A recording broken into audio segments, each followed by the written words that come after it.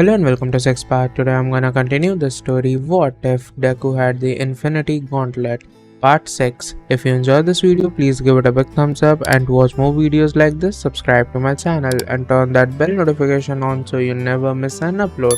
Now wasting no more time, let's begin. Shigaraki wasn't content. Not in the slightest with the circumstances that arose today. At first, the Yakuza was incooperative and wouldn't schedule a meeting. It was clear that they had a long game planned. Something his sensei had taught him was that these groups would occasionally postpone meetings to buy you some time or to test your patience, both of which could lead to an error. To top it all off, he was being talked to like a child again by that brat Apotheosis. Something that really got under his skin. Tamura asked in a threatening tone, "Could you repeat that?" Izuku shrugged casually from his seat. "I'm taking them with me because it's just that these two want to join my department." Shigaraki mocked him, saying, "You've gotten pretty cocky, haven't you, kid?" That usually occurs when someone gains a great deal of power. Izuku smirked at the antagonist. "I don't see why you're so upset. Dabi and Himiko just want to try out other prospects. You've run out Nomus and U-League is kind of at standstill right now," he stated bluntly to him. "You're not doing so well, Tamura. The League of Villains hasn't really made much progress since Sensei was imprisoned other than a few seemingly random attacks here and there," he said, gesturing to the psychotic blonde and the dark-haired fire user. "It's not like you're never going to see or use them again. If it helps, you can think of them as a liaison between our two organizations." Tamura Shigaraki glared at him through his father's fingers, saying, "You've got some nerve, Midoriya. I remember when you were just a scrawny little quirkless nobody, helping petty scumbags and bank robbers perform small-time jobs before Sensei and I led into our group. You were nothing before you joined us. Nobody was interested in you. Even the police didn't start investigating you until the UA attack," Izuku said with a scowl. Shigaraki got up from his chair and said, "Now you sit there with your little toy and think you can do whatever you want." He turned to walk away and spat, saying, "Get out. If I ever see your face again, I'll turn you to dust." Calmly, Izuku said, "We're not done here, Tamura. Sit down." Ignoring him, Shigaraki continued to walk away, only to freeze when he felt the force of something strong holding him. "The villain!" exclaimed, "I said," as he was raised into the air in front of all of his subordinates and thrown back into the chair he had just been sitting in. Izuku's aura became dark and menacing. Then it disappeared as fast as it appeared, returning to his friendly, pleasant manner that, to be honest, scared the League members. "Sit down," he exclaimed. Izuku said, "I don't think we're understanding each other." He paused and turned a serious gaze toward the villain across from him, saying, "Allow me to explain things. I don't think I made it clear before, but the only reason you and your league still exist is because of All for One. Sensei was kind enough to help me, to give me advice and a place to work in privacy, and because he showed me such kindness towards a quirkless nobody, as you put it, I decided to extend a similar kindness to you, his successor Tamura Shigaraki." He continued to smile in a creepy manner. "Without that I would have crushed the League of Villains by now and you and your members would be rotting in a cell." Shigaraki spit out, "I should be grateful, is that what you're saying?" "No, you should feel lucky that I still consider you a friend and look up to All for One as a mentor," Izuku said. He motioned to the abandoned warehouse that the bad guys were currently occupying and said, "So just be very careful with what you say and do towards me, because it could end if I wanted it to," he said as he got up from his seat. "Now do we understand each other, Tamura Shigaraki?" "Yes, it seems like I understand," Shigaraki snarled. Even though he didn't like it, he began to plan how he would take advantage of this. For the time being, at least, it appeared that Midoriya was willing to let them do as they pleased. But for how long? Shigaraki needed to obtain the weapon that was said to be in the Yakuza's possession. A quirk-erasing weapon, now more than ever. With a "Great!" Izuku unlocked a portal. "We'll see you then," he said with a smile as he passed. Naturally, Toga followed him right into it without hesitation. But for a brief moment, Dabi turned to face Shigaraki and the other players in the league. The repaired man said, "Nothing personal, guys," as he entered the portal to take on his new position. Kurogiri, who had remained silent throughout the entire altercation, finally spoke after they had left. The hazy villain uttered, "I know you don't want me to say it, Shigaraki, but we still need his friendship. He's probably the only thing keeping the heroes off our trail at this point." Twice he asked himself, a little miffed that Toga had just left with Midoriya. What does she see in him? Perhaps the adorable freckles, he said, without a doubt. Tamura withdrew his hand from his face and said, Kurogiri, tell me about this weapon Sensei left for me again. Meanwhile Izuku said, welcome to the temporary headquarters, pointing to the spacious trailer they were using at the moment. Dabi said, where the hell are we? As he noticed there was a lot of construction going on outside one of the windows. Izuku sat down at the desk of his makeshift office and told them, an island out in the ocean I created. I'm sure you noticed the tremors felt throughout the city recently. Dabi asked, raising an eyebrow, that was you? Toga exclaimed, oh, he's only getting stronger. Izuku, ignoring the thirsty gaze of the blonde girl, informed them that this would be the location of the main base of operations. It will serve as a home base, a training facility and as a factory for the Titan robots. Dabi pointed out, you still haven't stated what you need us for. Don't get me wrong, things seem to be stagnating in the Handman's League and I'm glad that you offered a better alternative, but why did you recruit us specifically? Izuku replied with a grin. The green-haired teen said, I want you two because out of all the League of Villains, you two were the most trustworthy and willing to listen to me. Izuku needs you to keep the villains in line while I keep the heroes in line. I want you two to work with another agent of mine that I recently recruited. The three of you will be my eyes and ears in the underground world of villainy. I now have my hand on the heroes, but you three will be my black hand on the villains.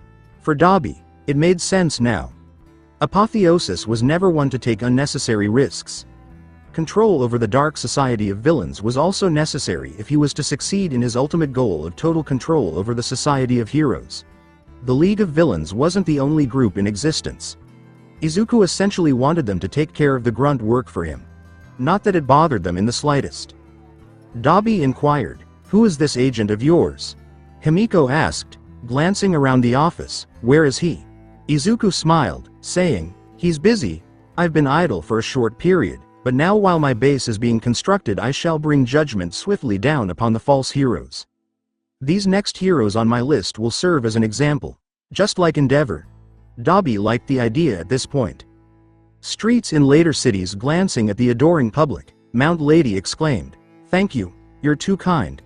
After the police apprehended the criminal who had attempted to rob a pharmacy, she stayed behind to sign autographs and take pictures with the reporters. Feeling like a hero was awesome. Ahem. A loud coughing sound was made by someone behind her. When Mount Lady, in her normal size, turned around, she saw a tall man wearing an overcoat, black armor, and an odd black mask that covered most of his head except for his mouth. The mystery man said in a practiced voice, Mount Lady, on behalf of the HRD, you are required to come with me to face evaluation. The female hero asked, evaluation? The man said again, yes, evaluation, or sentencing, if you prefer. In other words, the boss, Director Midoriya, wants to see you. Mount Lady mockingly said, and what does that little boy want with me? Through the gap in his mask, she could see his smile, you're one of the heroes at the top of his list. You're on the chopping block, Mount Lady, so come with me and face the boss's judgment. Just what sort of authority do you have? Who are you anyway? She asked. He shot back, saying, I work for the HRD, that's all you need to know. Now are you going to come quietly? Please don't, because I have permission from the boss to use force if necessary. Mount Lady tried to brusquely push the man in the mask away, saying, just who does that little brat think he is? She disliked being talked down to, especially in front of fans and reporters. That turned out to be a grave error. The man had once sprinted shockingly fast behind her. The hero felt a small cut on her cheek, and when she turned to face the man, she saw that he was holding a combat knife that had some of her blood on it. The man chuckled darkly and stuck his tongue out his mask to lick the blood. You tried to harm an agent of the HRD, that's really not going to help your case when you're in front of the boss, he said. Mount Lady abruptly lost control of her body in the following instant. She fell to the ground in front of everyone like a puppet whose strings had just been cut. From where she was on the ground, she couldn't see anyone, so he gave the order, take her away, boys. Something growled and leaned down to grab her by the leg, revealing a large metal foot. The hero was dragged by the Titan robot to an armored truck, where she was thrown roughly into the back along with the two other heroes, who appeared to have given up peacefully in contrast to her. "And that completes 3, the man remarked, marking the third hero he had been given on the list. Specifically, Midoriya wanted to make a big show out of these 3. In the same way that, to be honest, he couldn't wait to watch Endeavor's crushing loss, and he made a show out of it. After climbing into the truck's passenger seat, the driver swiftly drove away, leaving a bewildered and slightly alarmed group of admirers who immediately began sharing what had happened on social media.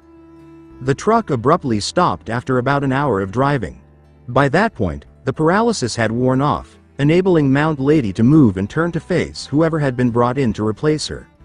The snake hero Uwabami was seated to the left, and Jin Inochi, popularly known as the hero, meteorologist weather dominator, was seated across from her. The doors to the armored trunk opened, revealing 3 of those tall, menacing black robots standing there with the masked agent, before she could question them about how they had been captured. "Leave," he commanded, "and don't try to run. You won't get far," he said with a smile that seemed amused to them. With cautious steps, the trio of experts exited the car, paying close attention to the Titan guards. Observing their surroundings, they realized they were outside the main entrance of the Hero Public Safety Commission's headquarters. Izuku Midoriya himself was standing in front of a line of his robots at the steps, waiting for them. When the heroes got closer, the boy grinned. This was televised live, with cameras positioned all around the scene. Izuku asked the 3 who remained silent, "Uwabami, Mount Lady, and Weather Dominator, do you 3 know why you are here?" "You're here because the 3 of you have failed to live up to the idea of what a hero should be. 2 of you," he said to the females. Izuku turned to face Weather Dominator and said, "Care more about fame and attention than stopping villains or saving lives. You on the other hand. You disgust me more than these 2 combined. Using your quirk to create localized weather events so you can report them. Not only that, but extorting agriculturists for money." Jin swiftly refuted these claims, saying, "I don't know what you're talking about." Izuku pressed a finger to his cheek and said, "Really? Because you're very wealthy for a low-ranking hero and meteorologist." Jin quickly reiterated the line he always used, "My mother left me a lot of money when she passed away. You think I didn't do my research on you, Weather Dominator? You changed your last name when you became a hero so no one looked too deeply into your lies." Izuku smirked at him as he stepped closer to this corrupt man. "That's interesting considering your mother lives in a retirement home and is very much alive." One of the robots handed him a large envelope. "This is particularly fascinating now," he said, pulling out some old pictures he had. He pointed to the incriminating pictures so that everyone could see them. "Look at that, it's you taking bribes from various agricultural businesses. Apparently you use your quirk so the crops get enough rain to grow," he said. "And the ones that refuse to give you money, you use your quirk to ruin their crops and destroy their business." "Jin, you didn't?" Uwabami asked, her shock visible on her countenance. Jin yelled at her, "Oh, like you're one to talk, you pompous media whore." Izuku acknowledged where he first learned of this information, saying, "You know, you'd be surprised what people who have been oppressed will tell you when you extend a helping hand and a promise to end their troubles." It only took a quick visit to these business owners and a few covert cameras to reveal this man's transgressions. Before the man could react, Izuku flash warped forward and grabbed his face with the gauntlet, saying, "Jin Inochi, you have been judged guilty of being a false hero and gross misuse of your quirk." The hero screamed in agony as his quirk was removed, purple veins spreading across his face and body. When it was over, the green-haired teen let him go, allowing his unconscious body to collapse like a rag doll. The 2 professional women watched in dismay at what had just transpired. Uwabami tried to talk her way out of this as soon as she realized they were next. "Now that I know what you must think of me, but the snake hero began, only to have her mouth covered by a metal gauntlet.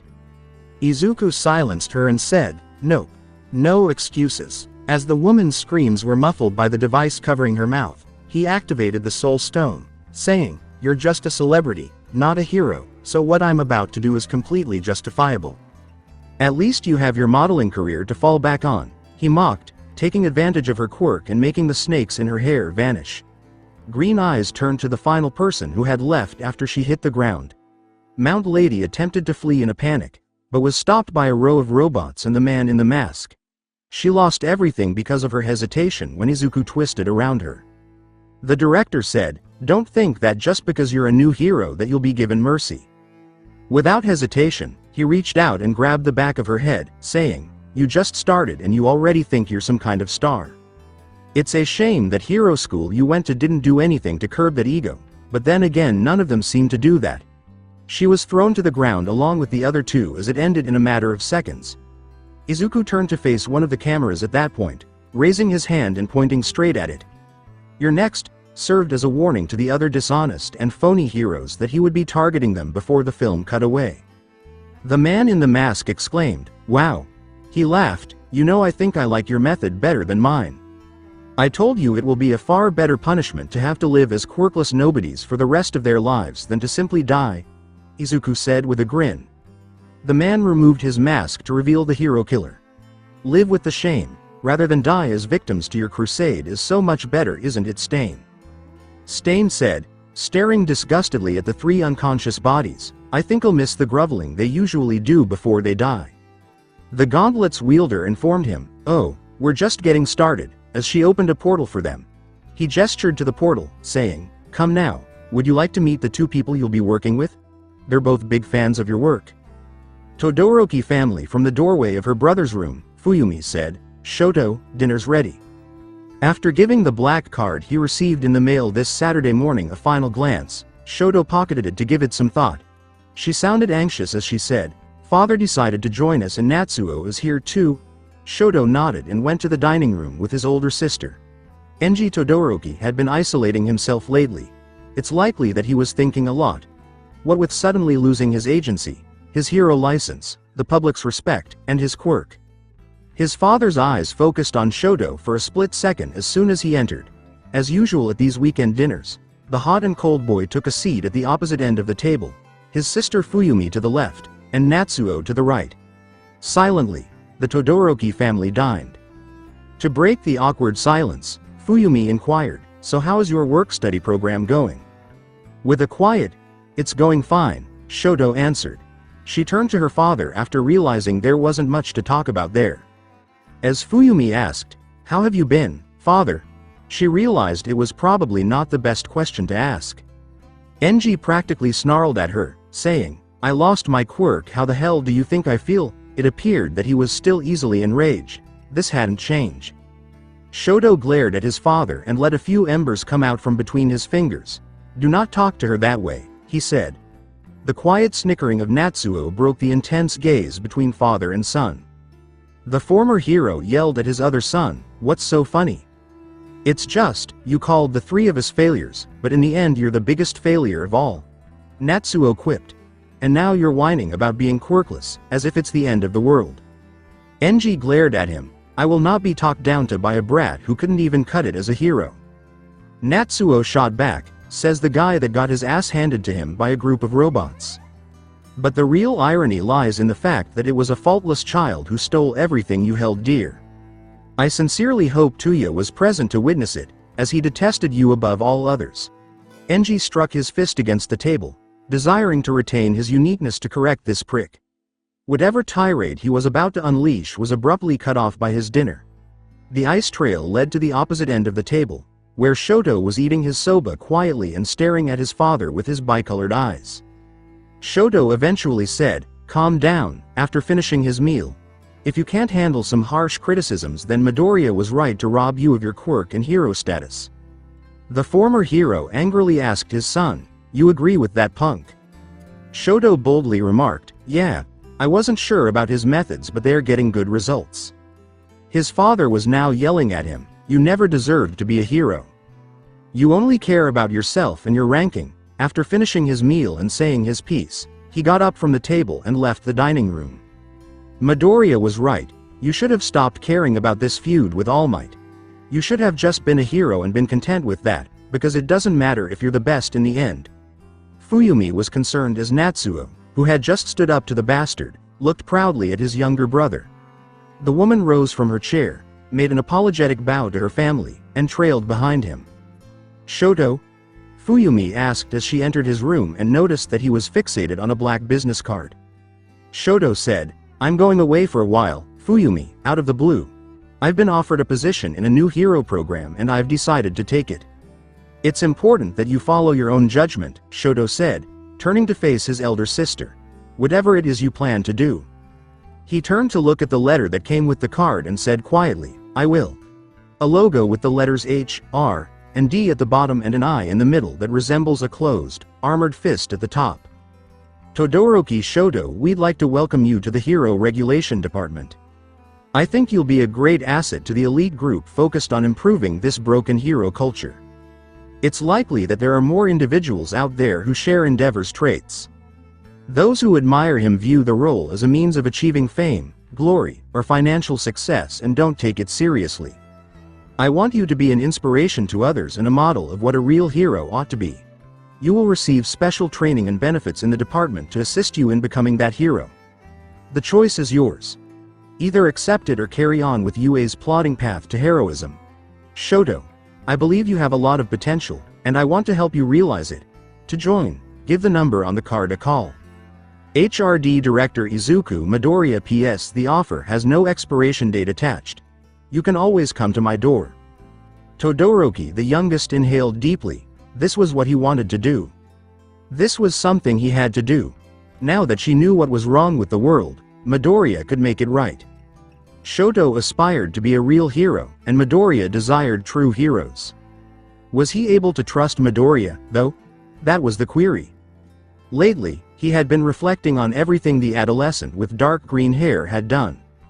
In an attempt to get people to pay attention to him and take him seriously, he created a device that has practically infinite power. As a result of his revelation of All Might's reality, people started to abandon the absurd false standard that the number hero stood for. Next, using his Hero Regulation Department as a tool, he coerced the Prime Minister into approving the legalization of the extermination of false heroes.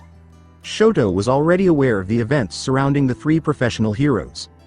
Thus, it appeared that Midoriya was sincerely attempting to resolve the issues through drastic measures, and thus far, it appeared to be effective.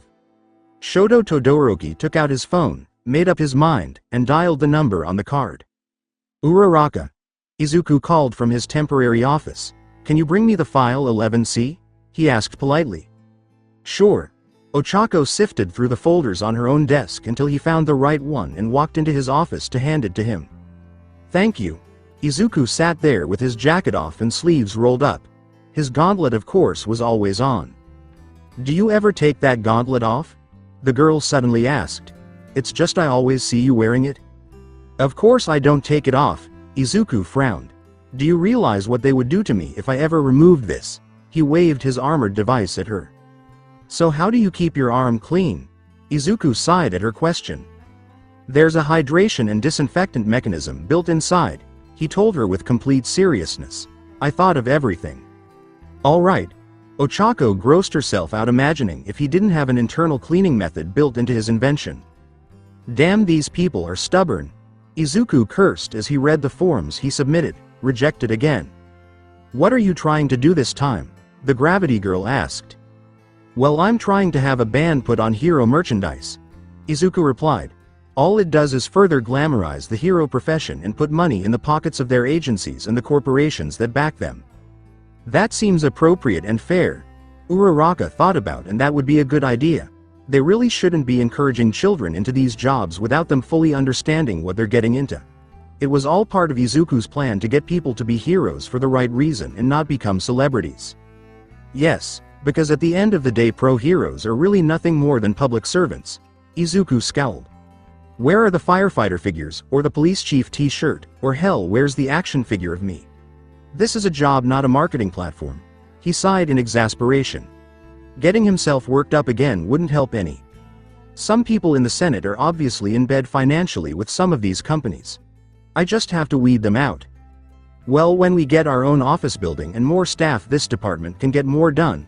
Ochako smiled pleasantly. Thank you again, Izuku, for hiring my parents' construction business.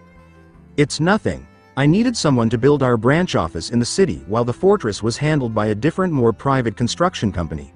Izuku told her. Be that as may, this job will help my family out immensely, and I just wanted to. Uraraka blushed brightly and stepped around his desk. She quickly leaned down and gave him a quick peck on the cheek.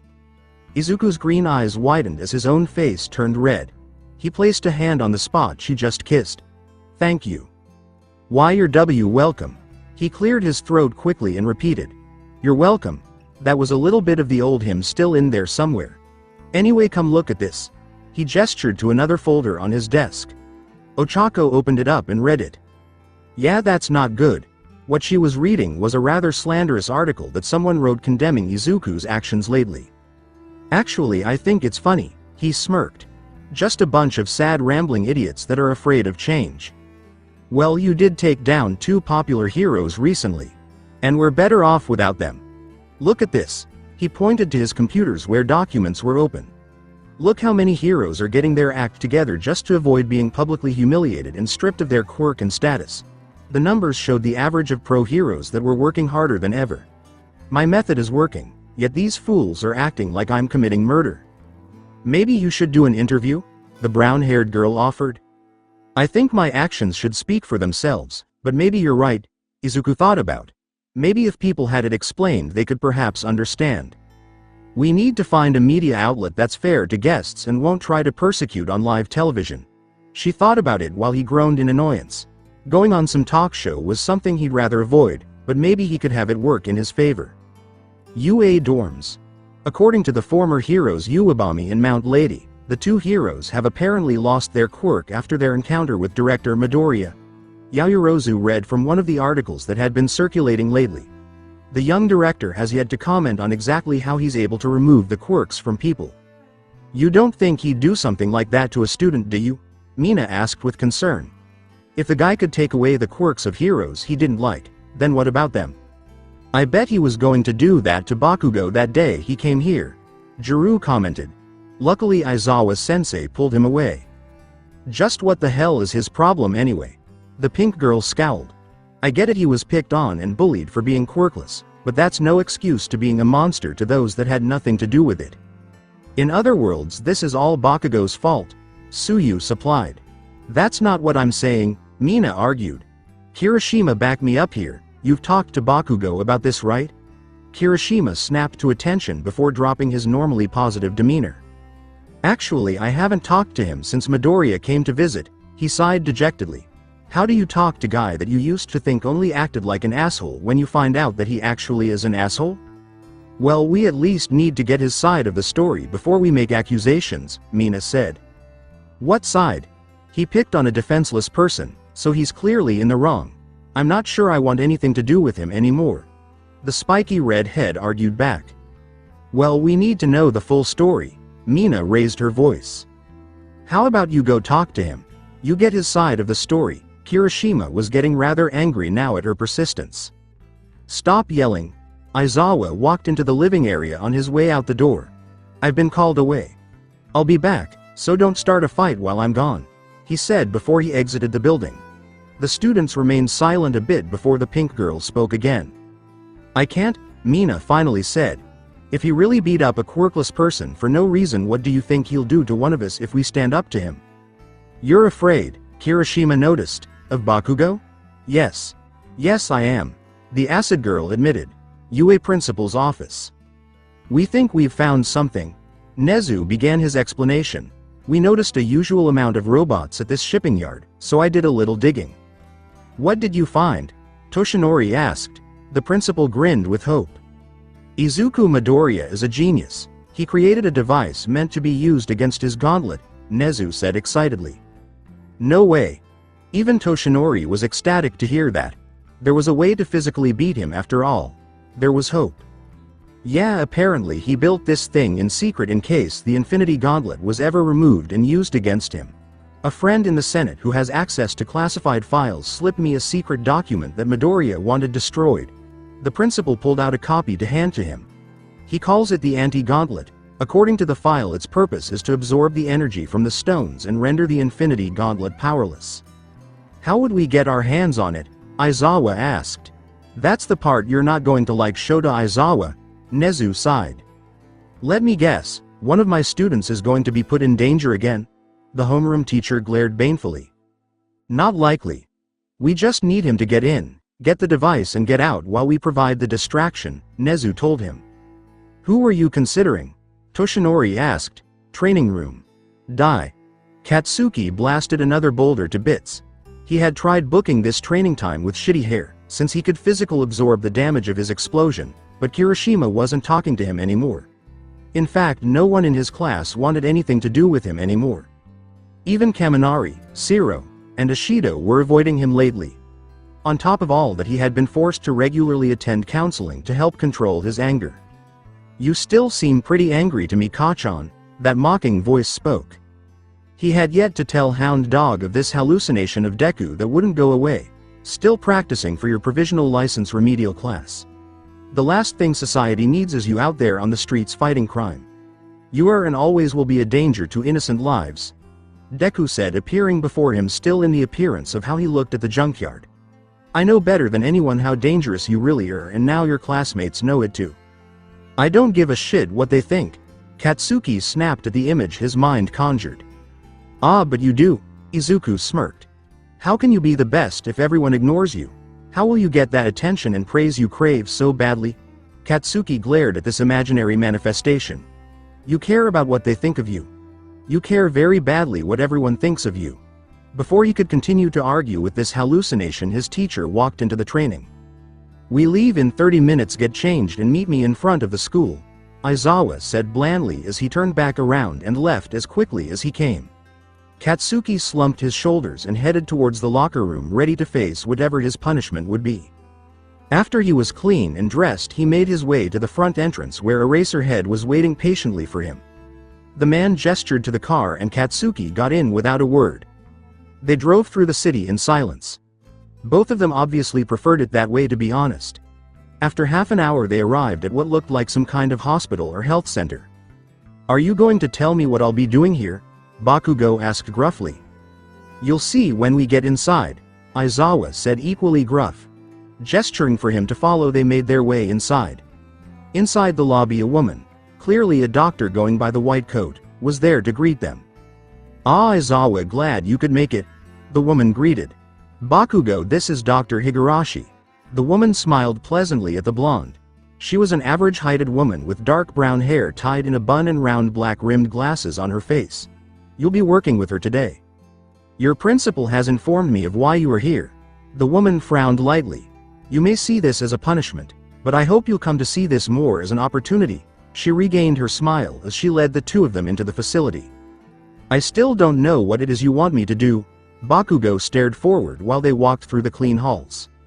"You see, young man, this facility takes in special children," the doctor explained.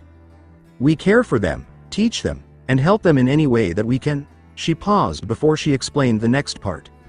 "Most of these children are young, but have had hard lives. Some were abandoned, born into abusive homes, or suffered at the hands of others."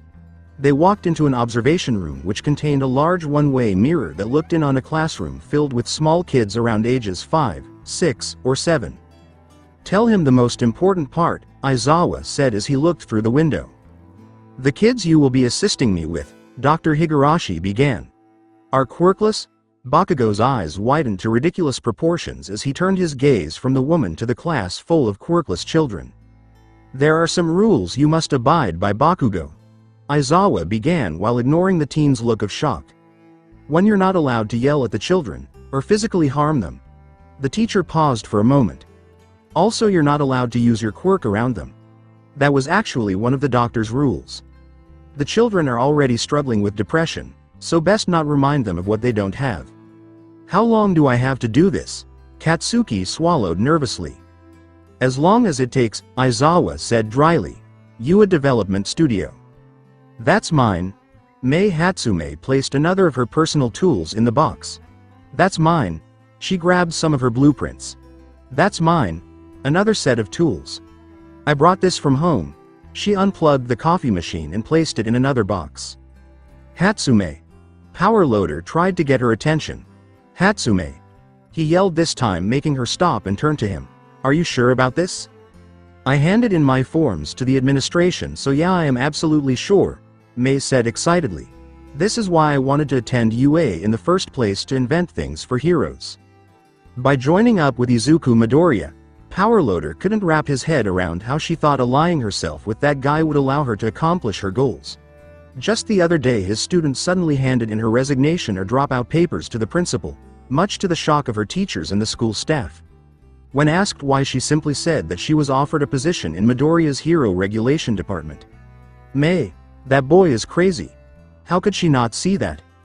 Crazy? May seemed offended by that. So just because he has big ideas and big goals he must be crazy? She slammed the box closed and turned around with a huff. Midoriya wasn't crazy, he was simply very ambitious. Thank you for everything, sensei, but I need to follow my own path, May said before walking quickly out of the workshop.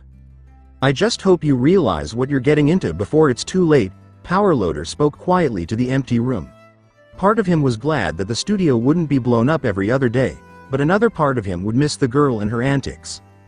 Mei Hatsume was definitely the most interesting student that he's had in a long time. 3 days later, is everyone in position? Aizawa spoke into his mouthpiece. Yes, multiple voices repeated. Good. I'm going over the plan one last time, the underground hero began. Nezu has hacked the camera feed of the shipping yard, so Midoriya will have no idea who was here today, so don't worry too much about being spotted.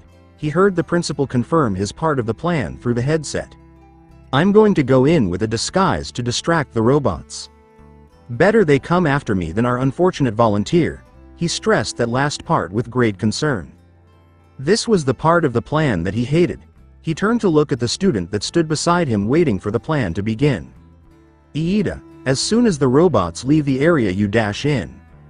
You're looking for a large metal shipping container labeled 56 inches. Tenya was chosen for this job as the agency that he was involved in for his work study was right down the street from the shipping yard. It was the perfect alibi, and Midoriya would never suspect a UA student would take his device. It was almost too perfect of a plan. Something Aizawa felt uneasy about. There should be something in there that looks similar to Midoriya's gauntlet. Simply get it and get out. Do you understand, Iida? I've got it, Aizawa-sensei, the class representative confirmed. Remember, if something happens or if something doesn't seem right, I don't care about the device, I want you to get out of there immediately, the underground hero warned. It's not worth your safety or life, do you understand? He said sternly.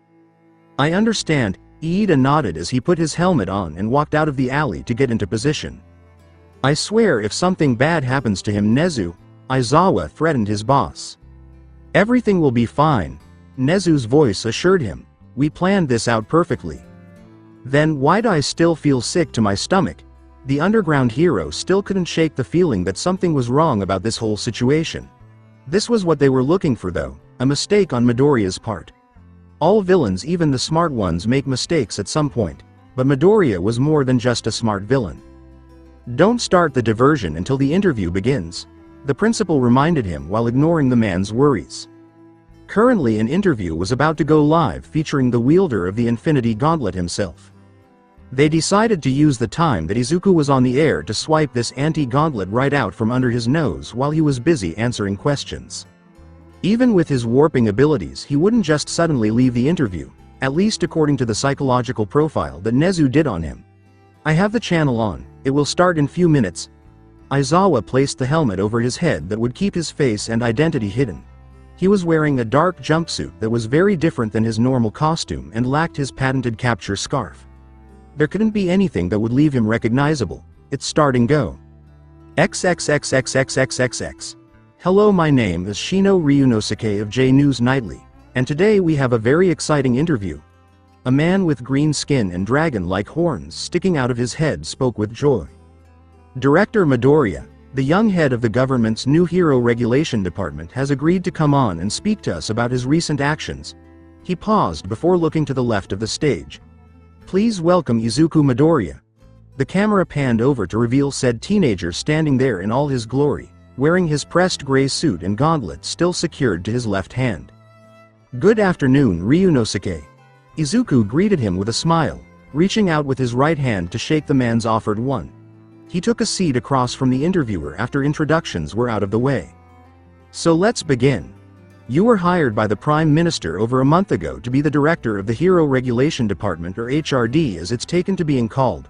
The man tried to avoid the awkwardness of talking to a teenager as if he was an adult, but it was obvious. Yes, that is correct. Izuku nodded. So what is the purpose of this department? What does it do? Ryunosuke asked. Our job is simple. To regulate and reform the hero profession. Izuku explained. Removing heroes that don't fit the new standards and elevating those that do. I think I speak for most of the population when I say we understand Endeavor and Weather Dominator, after what they've done, but why Uwabami and Mount Lady? I don't think they deserved what they got. That's interesting that you can't see how those two women grossly misrepresented what it means to be a hero. Izuku remarked with amusement. Those two cared more about their popularity than they did doing their job. Last I checked, being a hero isn't the same as being a celebrity. You may have a point, but the interviewer was cut off. No, I do make a point. That's what I'm doing, is making a point, Izuku said a bit harshly. But removing a person's quirk, don't you think that's a harsh punishment? Ryunosuke questioned. You know I'm actually quirkless, the teen supplied. You make it sound like being quirkless is some kind of torture. Is that what you think being quirkless is like? Who is that man in the mask that works for you? Ryunosuke quickly changed the subject to avoid answering the question, which Izuku picked up on. That is a special agent of mine. His identity is classified, the Gauntlet user explained. He secretly keeps an eye on the heroes for me and brings me information that they would normally keep quiet about. Izuku smiled.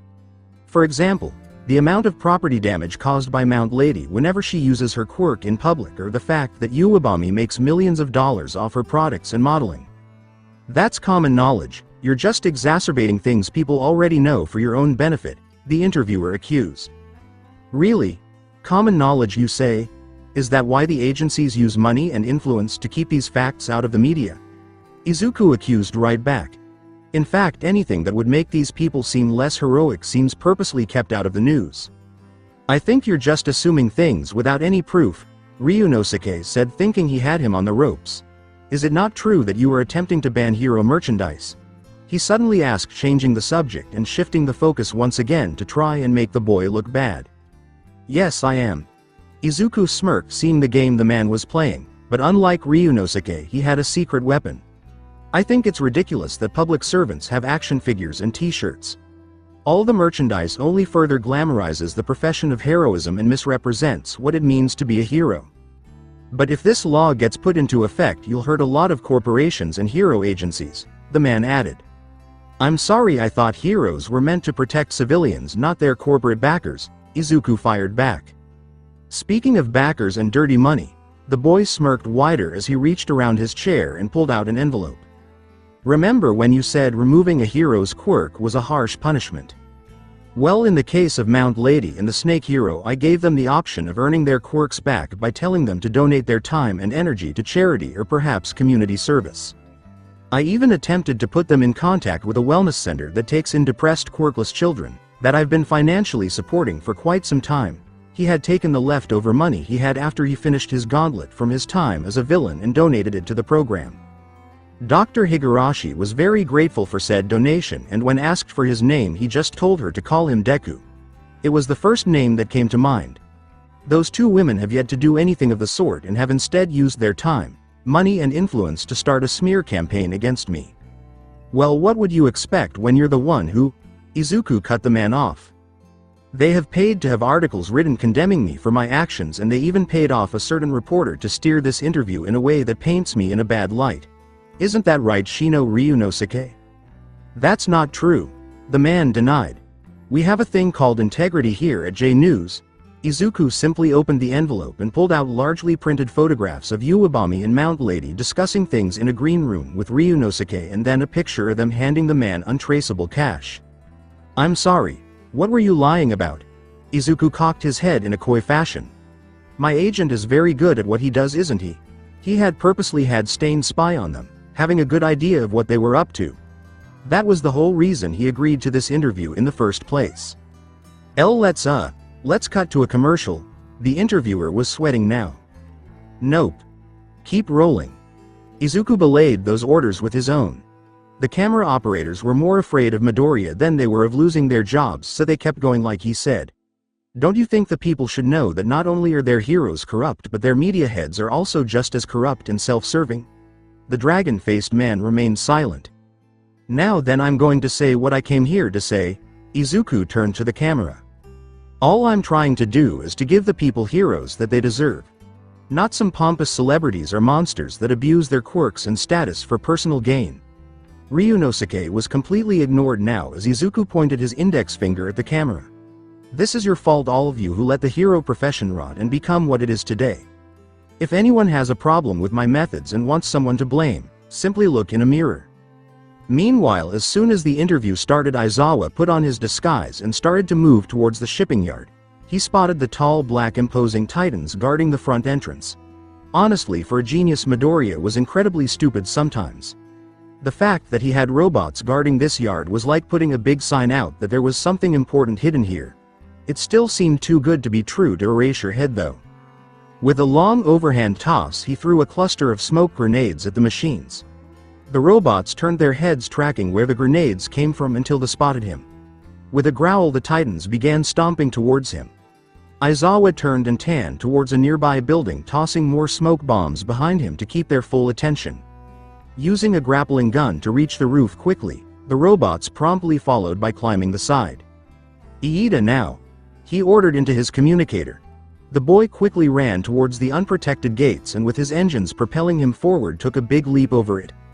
Dashing through the shipping yard, Iida's eyes scanned left to right, searching for the container labeled 56. He noticed a surprising lack of robots inside the yard, but he didn't have time to ponder that for long as he was on a time limit. There it is. Iida finally found the one he was looking for. A dark green metal shipping container with the correct number on the side. Glancing around for any possible guards or titans, he quickly made his way to it. Pulling the levers, he opened the container and finally saw what they sought. A glass container containing a platinum gauntlet similar to Midoriya's, but the stones were blank and colorless. Iida walked into the container, never noticing the portal that formed in the air above it. Opening the surprisingly unlocked case, he reached in and grabbed the device. "Iida, have you found it yet?" Aizawa asked the communicator. "Yeah, I have it," the class representative responded. "Good, get out there now," the teacher ordered.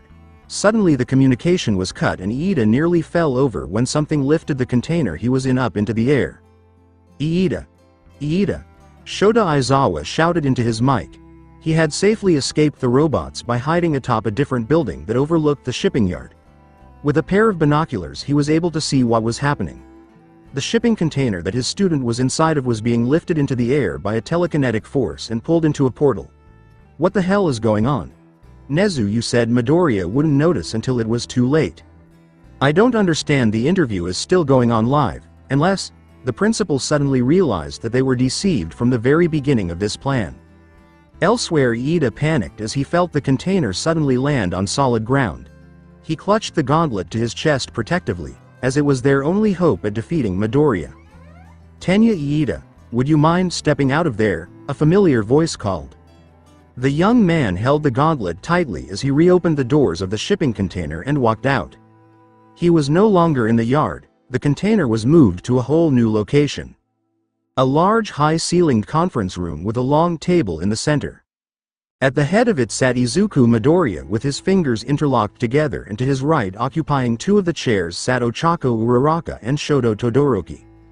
While Iida wasn't surprised to see Uraraka here, Todoroki was a huge shock. "You're just in time for the end of the show." Izuku smiled and grabbed a remote control. It was then that Iida noticed the large monitor screen above and behind Midoriya, playing the interview that was supposed to be live. He spun around in his chair to watch the rest. "The Prime Minister gave me full authority to deal with corrupt heroes any way I see fit. Soon you all will see that this is all for the better." The Izuku on the television paused before finishing his speech.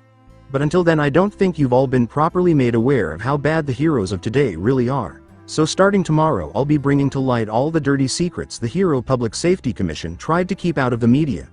The real Izuku flipped the screen off before turning back around in his chair to face Iida. "I bet you're confused." Midoriya cocked his head. "The interview was never live, was it?" The class representative was finally starting to put the pieces together. This was a trap. "We filmed it yesterday and I ordered the J News to not air it till the next day and claim that it was live." Izuku noticed the death grip that Iida had on the anti-gauntlet. "Will you let that thing go already?" Using the reality stone's power, he ripped the gauntlet out of the other boy's hands and slowly crumpled it into a ball. Aluminum and plastic rocks. Any kid with a decent allowance could buy these materials at your local crafts store. He tossed what he now revealed as nothing more than a crumpled prop behind him. I mean, come on. Did you really think I would build a device that could be used against my infinity gauntlet? Iida's eyes widened further as he took a cautious step backwards. I purposely planted false information for Nezu and set up the hook and bait at that specific location close to your internship because I knew they would use you while someone else provided the distraction. Izuku revealed the workings of his elaborate trap. Why? Why would you bring me here? Iida's eyes went from Izuku to Uraraka, who looked back at him with concern, and then to Shoto, who looked apathetic. To talk. He gestured towards the seat next to Todoroki. Seeing that this was all a trap from the start and he probably wouldn't get far if he ran, Tenya decided to cooperate by sitting down and removing his helmet. At least until he found a way out of this. Relax, no one is going to get hurt here. After this meeting is over you'll be returned to the city safely. Iida is here now, so can we begin? Todoroki asked with a small amount of impatience. Soon, we're just waiting on 3 more people, Izuku supplied. The group heard a noise coming from a set of double doors on the left side of the room. Ah, that should be them now. The doors swung open first, revealing a grinning blonde girl named Toga Himiko. Then another known member of the League of Villains called Dabi walked in behind her. The patched-up man's eyes widened for a brief moment when he spotted the Todoroki boy before righting himself, an action that didn't go unnoticed by the dual quirk wielder. It was the third individual that had Iida standing up out of his chair. The hero killer stain in the flesh and looking as murderous as ever. What is this? Tenya demanded. Shoto remained calm, but he too wanted to know. The only one not curious was Uraraka, for she was already told of the plan and knew ahead of time who would be joining them. Sit down, Iida. Izuku ordered calmly. There will be no fighting here, and if it starts I won't hesitate to end it. Trust me when I say you don't want that, he threatened. Iida glared at him, but slowly complied by returning to his seat without another word. Izuku smiled at him, then turned to the 3 newcomers. Now if you 3 would be kind enough to also take a seat so we can begin. Toga of course immediately took a seat to Midoriya's immediate left, directly across from Ochako. Dabi sat down next across from Todoroki, and Stain sat parallel to Iida, not the least bit intimidated by the boy glaring daggers at him. Now then, let's begin. Izuku clapped his hands, gaining their attention. I'll keep this simple. The reason I've called you 6 here is because I've chosen you to be the first of the enforcers for my new department. I'm calling it the Knights of Balance, the main purpose of course being to restore balance to the world of heroes. The secondary purpose is of course to serve as examples of what heroes should be, and that is where you 3 come in. He pointed to the 3 on his right. I think you 3 have the potential to be true heroes, and I want to help get you there with exclusive training, promotion and better gear than what UA could provide. And what exactly do you need them for? Shoto asked while eyeing the 3 villains. I need them to keep the villains of society in line during this transition, Izuku sighed. Look, I'm not stupid. There are more villain groups out there, and I don't expect them to remain idle while I slowly take apart and put back together our messed up hero system. In fact, I bet some of them even prefer the corruption and will probably attempt to throw a wrench or 2 in my plans. So Stain, Dabi and Toga will work from the shadows of society and bring these villains down from the inside. Don't worry, I've ordered them not to kill anyone, and that goes double to our former hero killer here. He leveled Stain with a look, and the man scowled in displeasure, but didn't protest. While they're busy, I want you 3 to become the faces of the HRD. He smiled warmly at his would-be knights. The first of a new generation of heroes. You already have our answer, Uraraka told him while Shoto nodded in agreement. They were both ready and willing to help give rise to the new standard of heroes. The only one who wasn't convinced was Tenya. How can someone like you create a better hero system? Iida argued. What gives you the right? It's not about whether or not I have the right. I'm the only one who can fix it, because I'm the only one with the will to act. The gauntlet wielder scowled at him. If it wasn't for me, everyone would have remained blind to the problem and the corruption until it grew so bad that there would be no fixing it. Sometimes when a forest grows sick, it must be burned down to give rise to new life. Tell me, Tenya, Iida, would you prefer the corrupt hero system to the better one I want to create? You'll have to forgive me, Midoriya. Iida glared at him through his glasses. But the only corruption I see is here in this room. He leveled each person in the meeting room with an equal sharp gaze before sliding back in his chair. If that's all, I think I'll take my leave. Without another word, he quietly and respectfully left through another set of doors. Uraraka was about to chase after him, but Izuku stopped her. Let him go, the green-haired teen told her. He doesn't know he's on an island and can't leave on his own. He chuckled lightly. Feel free to talk amongst yourselves, I'll be back in a few minutes. Izuku stood up and opened a portal behind him that he vanished through, leaving the five of them in a very awkward silence. Outside, Iida wandered the building and construction zones, passing by more robots than actual workmen who were all too busy to tell him where the exit was. He had trouble navigating his way around the labyrinth of corridors and briefly wondered if he should just use his quirk to sprint around until he found the exit. His train of thought ended when a portal opened in front of him and out stepped Midoriya holding a digital tablet. You look a little lost. Izuku smiled, waving him over. Come. Let's take a walk and I'll send you home after. Iida didn't want to rely on him or have to spend any more time near this person, but without knowing where he was exactly, he had no other option. Following the other boy, Iida remained silent while he talked about the base that was still being constructed around them. We just finished the main building yesterday. By morning the labs will be done. I'm sure Hatsume will be pleased to hear that when she arrives. Izuku continued to chat away as if he was conversing with a friend.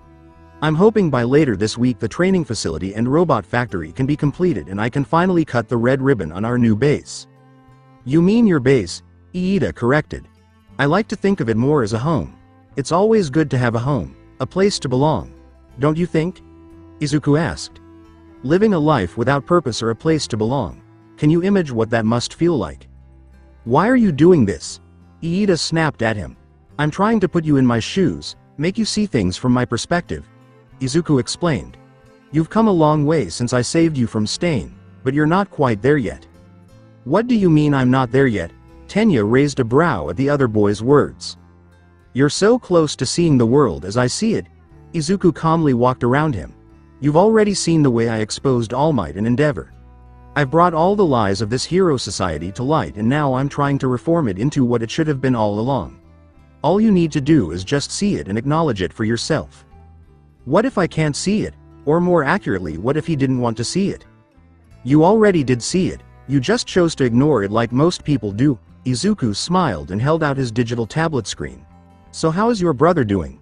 He suddenly asked as if to seemingly change the subject. Leave him out of this, Iida fumed. It must be terrible to watch your once wonderfully heroic brother reduced to a wheelchair. Izuku sighed sadly. Poor Ingenium, the once incredible fast turbo hero, now a just slug on wheels. He saw it coming and could have done any number of things to stop the punch headed towards his face, but let it happen instead. Iida's fist met Midoriya's cheek and nearly sent him tumbling back. Luckily Izuku had enough grace and poise to keep his feet firmly on the ground. How dare you talk about him like that? Iida shouted as his body shook with rage. If you just listened for a moment you would hear the point I'm trying to make. The Gauntlet user wiped the blood from his lip with his thumb, not even bothering to heal such minor wound. Did you know your brother didn't have to be confined to a wheelchair? Seeing the look on Tenya's face, he concluded that his brother must not have told him. Yes, he was offered an experimental treatment that would at least give him back the ability to walk. Izuku showed him the tablet screen revealing files, documents, and schematics of a set of exo legs designed to be fitted to his brother's lower body. Unfortunately, the technology is expensive, even for your family, and when he filled out an application to the Hero Public Safety Commission to help pay, they rejected it. Izuku paused to let that sink in. Why would they do that? Iida asked. He wanted to refuse this boy's claims, but the proof was right there in his hand. He saw the application and immediately recognized his brother Tensai's signature. Well, normally the HPSC would help severely injured heroes with medical expenses. That is as long as the medical procedures will eventually lead to said person's return to their hero profession. Izuku explained the lesser-known policies of the government. Your brother Tensai's exo legs would only have given him the ability to walk again, as the technology has yet to get to the stage where he could go back to being a hero. So they deemed him useless, just like everyone in the world deemed quirkless people like me useless and discarded us like trash to be forgotten and unnoticed. Izuku handed the shaking taller boy the tablet so he could read through it all himself. Do you want to know what they used the money that they could have used on Tensai for? Not long after his request was denied, the hero Endeavor, in a fight against a group of villains, burned down a lot of businesses in the crossfire. They spent more money on paying off the business owners, buying their silence and compliance, than what they could have used giving your brother some of his mobility and dignity back. How did you find all this out? Iida was furious with the way the HPSC discarded his heroic older brother, but he needed to know how Midoriya came by such information. You're talking to the director of the Hero Regulation Department. Izuku chuckled with pride. Once I gained my position, I was granted legal access to all the classified files. All the dirty little secrets the HPSC tried to keep out of the public to make the heroes look clean are now at my fingertips. How could they be so callous? Iida collapsed to his knees as his hands tightened around the screen. There it is. Izuku kneeled down with him. He placed his gauntlet-covered hand on the other boy's shoulder. Now you finally see what's wrong. Corruption. Heroes are not heroes, and those who are weak or useless don't matter in this world. Taking the tablet from Iida's hands, he continued. I reopened your brother's application just last week. With me backing it, he'll get those exo legs and soon be able to walk again. And who knows, maybe if a certain director with a few connections and influence could hire a couple scientists to advance the technology in a few years, we could perhaps see the return of the turbo hero Ingenium. Iida's teary eyes snapped up to look at the green-haired teen. Why are you doing this? To make me join you?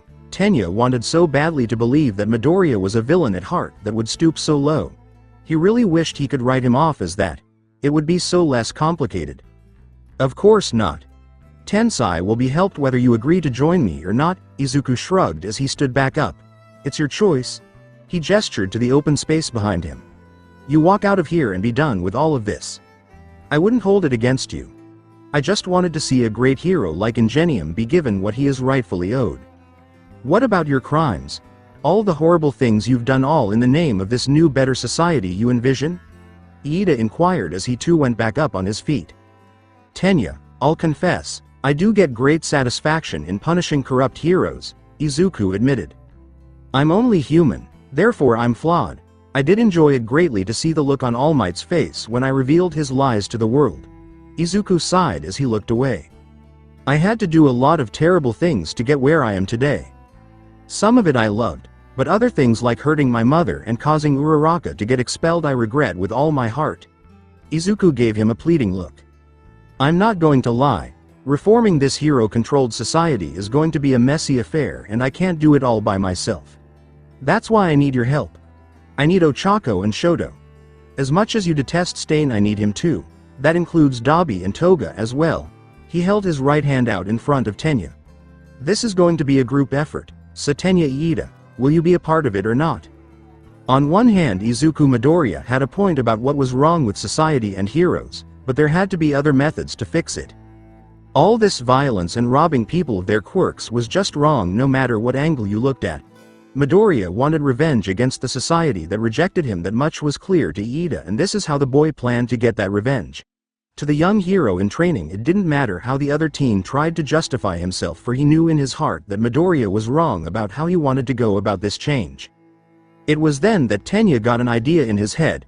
While Izuku couldn't be stopped physically and politically, what if instead he was taken down from within his own organization? At the very least, he could supply people like Aizawa and All Might information on the inner workings of Midoriya's department. Perhaps he could even find out how the Gauntlet worked and its potential weaknesses. With that, they might be able to stop him once and for all. Perhaps Tenya could even convince Shoto and Ochako to see reason as well with enough time. I can't let an opportunity like this go, Iida thought as he reached out to shake Midoriya's offered hand. Alright, I'll see where this goes, but if something happens that I don't agree with, then I'm out. He was fully committing to the role of teen convinced to another side of ideology. I can agree to those terms. It's not like you're under a contract or anything, Izuku laughed, believing that he had finally won Iida over. The president of Class 1A retained his serious face, but on the inside his head he was already swarming with concerns. He had no idea what the future held now or what would become of him should this plan backfire, but for now it was the best shot he had. From a safe distance, Toshinori, in his gaunt form, observed the heroes dispatch the villain rather easily. Those pros were only getting along so well because they had a legion of Titan robots at their disposal. Before All Might could even change into a different person and step in, he had already seen one of the machines dive protectively in front of a group of civilians, protecting them from a hail of bullets and shrapnel. The hero simply left, making sure no one saw him because he was wearing a hat and trench coat. He took out his phone to continue reading the articles on the internet as he navigated the crowds. A new era of technology is ushered in by adolescent genius. Titans. The automated peacekeeping squad Izuku Midoriya establishes new parameters for superheroes. These were a few of the recent article headlines that were making the rounds. Newer, more progressive journalists with an open mind and no bias were writing about the boy's honest opinions after it was discovered that the disgraced pro-heroes that Midoriya exposed were the ones who paid to have defamatory articles written about him. Although some unfavorable things were still published, the public's perception of his accomplishments far outweighed the negatives. Given the recent course of events, it almost seemed as though the city no longer required the peace symbol. Robots were regularly patrolling the streets to keep civilians safe and support heroes at every turn. Crime was also declining and villains were being apprehended in large quantities. It appears that young Midoriya's cunning and plotting were not entirely in vain. Despite his former teacher's best efforts to persuade him, he continued to view young Midoriya as good. Yes, the boy was a villain, but he didn't believe that made him intrinsically bad in his novel. After talking it over with his successor Mirio, he came to the same conclusion. Izuku was only searching for the one thing, purpose and meaning, that he had been denied his entire life. Having been in the boy's position before, Toshinori knew what it was like. While it was true that he had forgotten, he had noticed lately that Midoriya reminded him more of his quirky past self the more he looked at him. Living in a world where most people had something special innate to them from birth hurt every morning. To be born a mistake, a cruel joke from the universe, to have nothing that made him unique or exceptional, to experience a sense of alienation. Toshinori nearly gave up on stopping Midoriya because, in some respects, the boy was correct. But he knew that Izuku would eventually cross a line, and that's exactly what happened when he took those heroes' peculiarities. He could not permit that depraved quirk all for one to reappear in any way or anywhere, in the belongings of anybody, regardless of who held it. Not after all that he had gone through to finally lock that man up. Stopping it was something he owed to his master and all the one for all vessels that came before them. That's fine if it meant exerting every effort to beat Izuku Midoriya. When this was all over, he would just have to find a way to make it up to him. The island, Izuku said, waving his gauntlet and opening 3 portals in front of him. And here they come. One of his 3 knights of balance emerged from each. Uraraka, Iida, and Todoroki. Each of the 3 ex-UA students arrived with a few bags and suitcases. They were required to live at Midoriya's new fortress while they trained until they were prepared, in addition to having to leave their school as per the terms of the agreement. Shoto's father Enji was enraged that his son left the University of America. He informed Shoto that since his quirk had been stolen, it was his duty as his masterpiece to rise to the top of the hero ranks. Before giving his father his official emancipation papers, the dual quirk wielder naturally told him to blow it out of his ass and that he would be the hero he wanted to be, not what his father thought he made him for. For Uraraka, the choice was even more difficult. At last, she had to come forward and inform her parents that she is employed by Midoriya. They were initially concerned about their daughter's safety, but she reassured them that being a hero in training carries equal risks. Izuku also boasted far superior security than the United States, with an army of robotic enforcers and additional government protection. Iida had to inform his family of the situation and give them an explanation for his departure from the United States. They handled it quite nicely. Despite his brother Tensai's concerns, Iida reassured him that he had everything under control and that Midoriya wouldn't know he was spying for the HRD. HQ, he said, pointing to the sizable island fortress encircling them. With all the energy and excitement of a child on Christmas morning, Izuku exclaimed, "Finally finished it this morning. Come on, I'll give you the tour." The group of teenagers obeyed their new leader's advice to leave your things, something will get them. Izuku showed them the automated Titan factory, the living quarters, the workshop, and the lab during their tour of the complex. At what he called the training area, the tour came to an end. "Should we begin?" Midoriya asked with a smile. Todoroki asked, "What are you talking about?" Izuku grinned as he led his new elite force through the finished island base, saying, "I thought we'd break in our new training facility with a little group combat practice." He believed that the best thing for them to do as a group would be to engage in some light sparring to see if they had learned anything from their previous fight. "No time like the present?" Todoroki questioned, casting a doubtful glance. "You think this training facility you built will accommodate all of us?" Izuku merely laughed lightly in response to his query, and Uraraka reciprocated. After all, she had seen the plans. Izuku led the way to a large metal door and said, "Why don't you take a look for yourself and then judge?" The doors slowly opened as they got closer, revealing a sizable open training area. The room was lit by a scattering of solar-powered lights above identical square metal panels that appeared to be the walls, floor, and high ceiling. The person wearing the gauntlet took out a tiny remote control and hit a few buttons. As the group watched, the panels automatically rearranged to create walls, barricades, platforms, and levels. Tada! Todoroki gave a compliment, calling it impressive. "You're right, and it's fully reinforced to withstand even the strongest quirks," Izuku declared, showcasing the capabilities of his cutting-edge training facility. Once the panels in the wall parted, revealing an entryway leading to what they took to be changing rooms, the words, "Now then go changed and we can begin," emerged. When the three emerged, they were wearing gray training jumpsuits with a white department symbol printed on the back, which resembled the gym uniforms from their previous school. Additionally, there were knee and elbow pads fastened. They were shocked to discover that Midoriya had changed out of his suit and was waiting for them as they made their way back into the spacious, open space. He wore a black tank top, black workout shorts, and black leggings with holes cut for the toes and heels. On his right hand, across from his gauntlet, he wore a single fingerless glove. "Wait, are we training with you?" Iida asked, taking aback as he had anticipated that their first training session would pit them against some of his robots. Though even Todoroki was taken aback, he didn't find it all that strange. Naturally, Uraraka wasn't all that shocked. He had assisted her in learning some new fighting techniques and other ways to use her quirk before he was given his current position. Obviously, Izuku replied with a casual demeanor. He motioned for the three of them to step forward, saying, "I believe in a more hands-on approach. Plus, this is the best way for me to see how much you've improved since the junkyard and what areas you need to work on." When they were finished, a wide, level area and the metal panels they were standing on were raised to a height of about a foot. Everything about it was obviously reminiscent of the square fighting platform from the UA Sports Festival. Izuku gave his knights a warm smile and said, "Now each of you is going to have some one-on-one spars and hopefully with time permitting we'll have a group exercise." Shoto Todoroki immediately volunteered to go first when the question was posed. The other two left the ring and stood on the sidelines to observe. The green-haired gauntlet wielder explained, "Now then, the rules are simple. Free use of your quirk. First to be knocked out of the ring or pinned down loses. Also, if you can't go on, feel free to tag out with someone else." Shoto asked irritably, "Can we start this already?"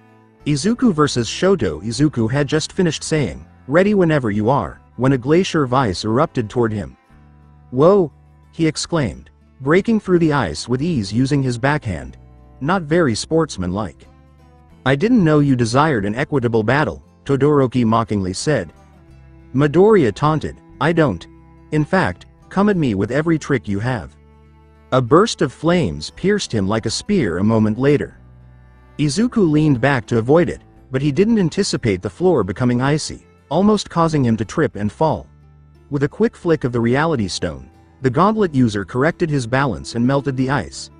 Todoroki then threw a ball of fire at Izuku's chest, refusing to give his opponent a second chance. To the surprise of both his opponent and the two onlookers, the green-haired teenager used his right hand to catch it rather than his left, which was protected by a gauntlet. Energy conversion. Bolts of black and purple energy shot out from his arm and hand and attached themselves like tentacles to the ball of fire.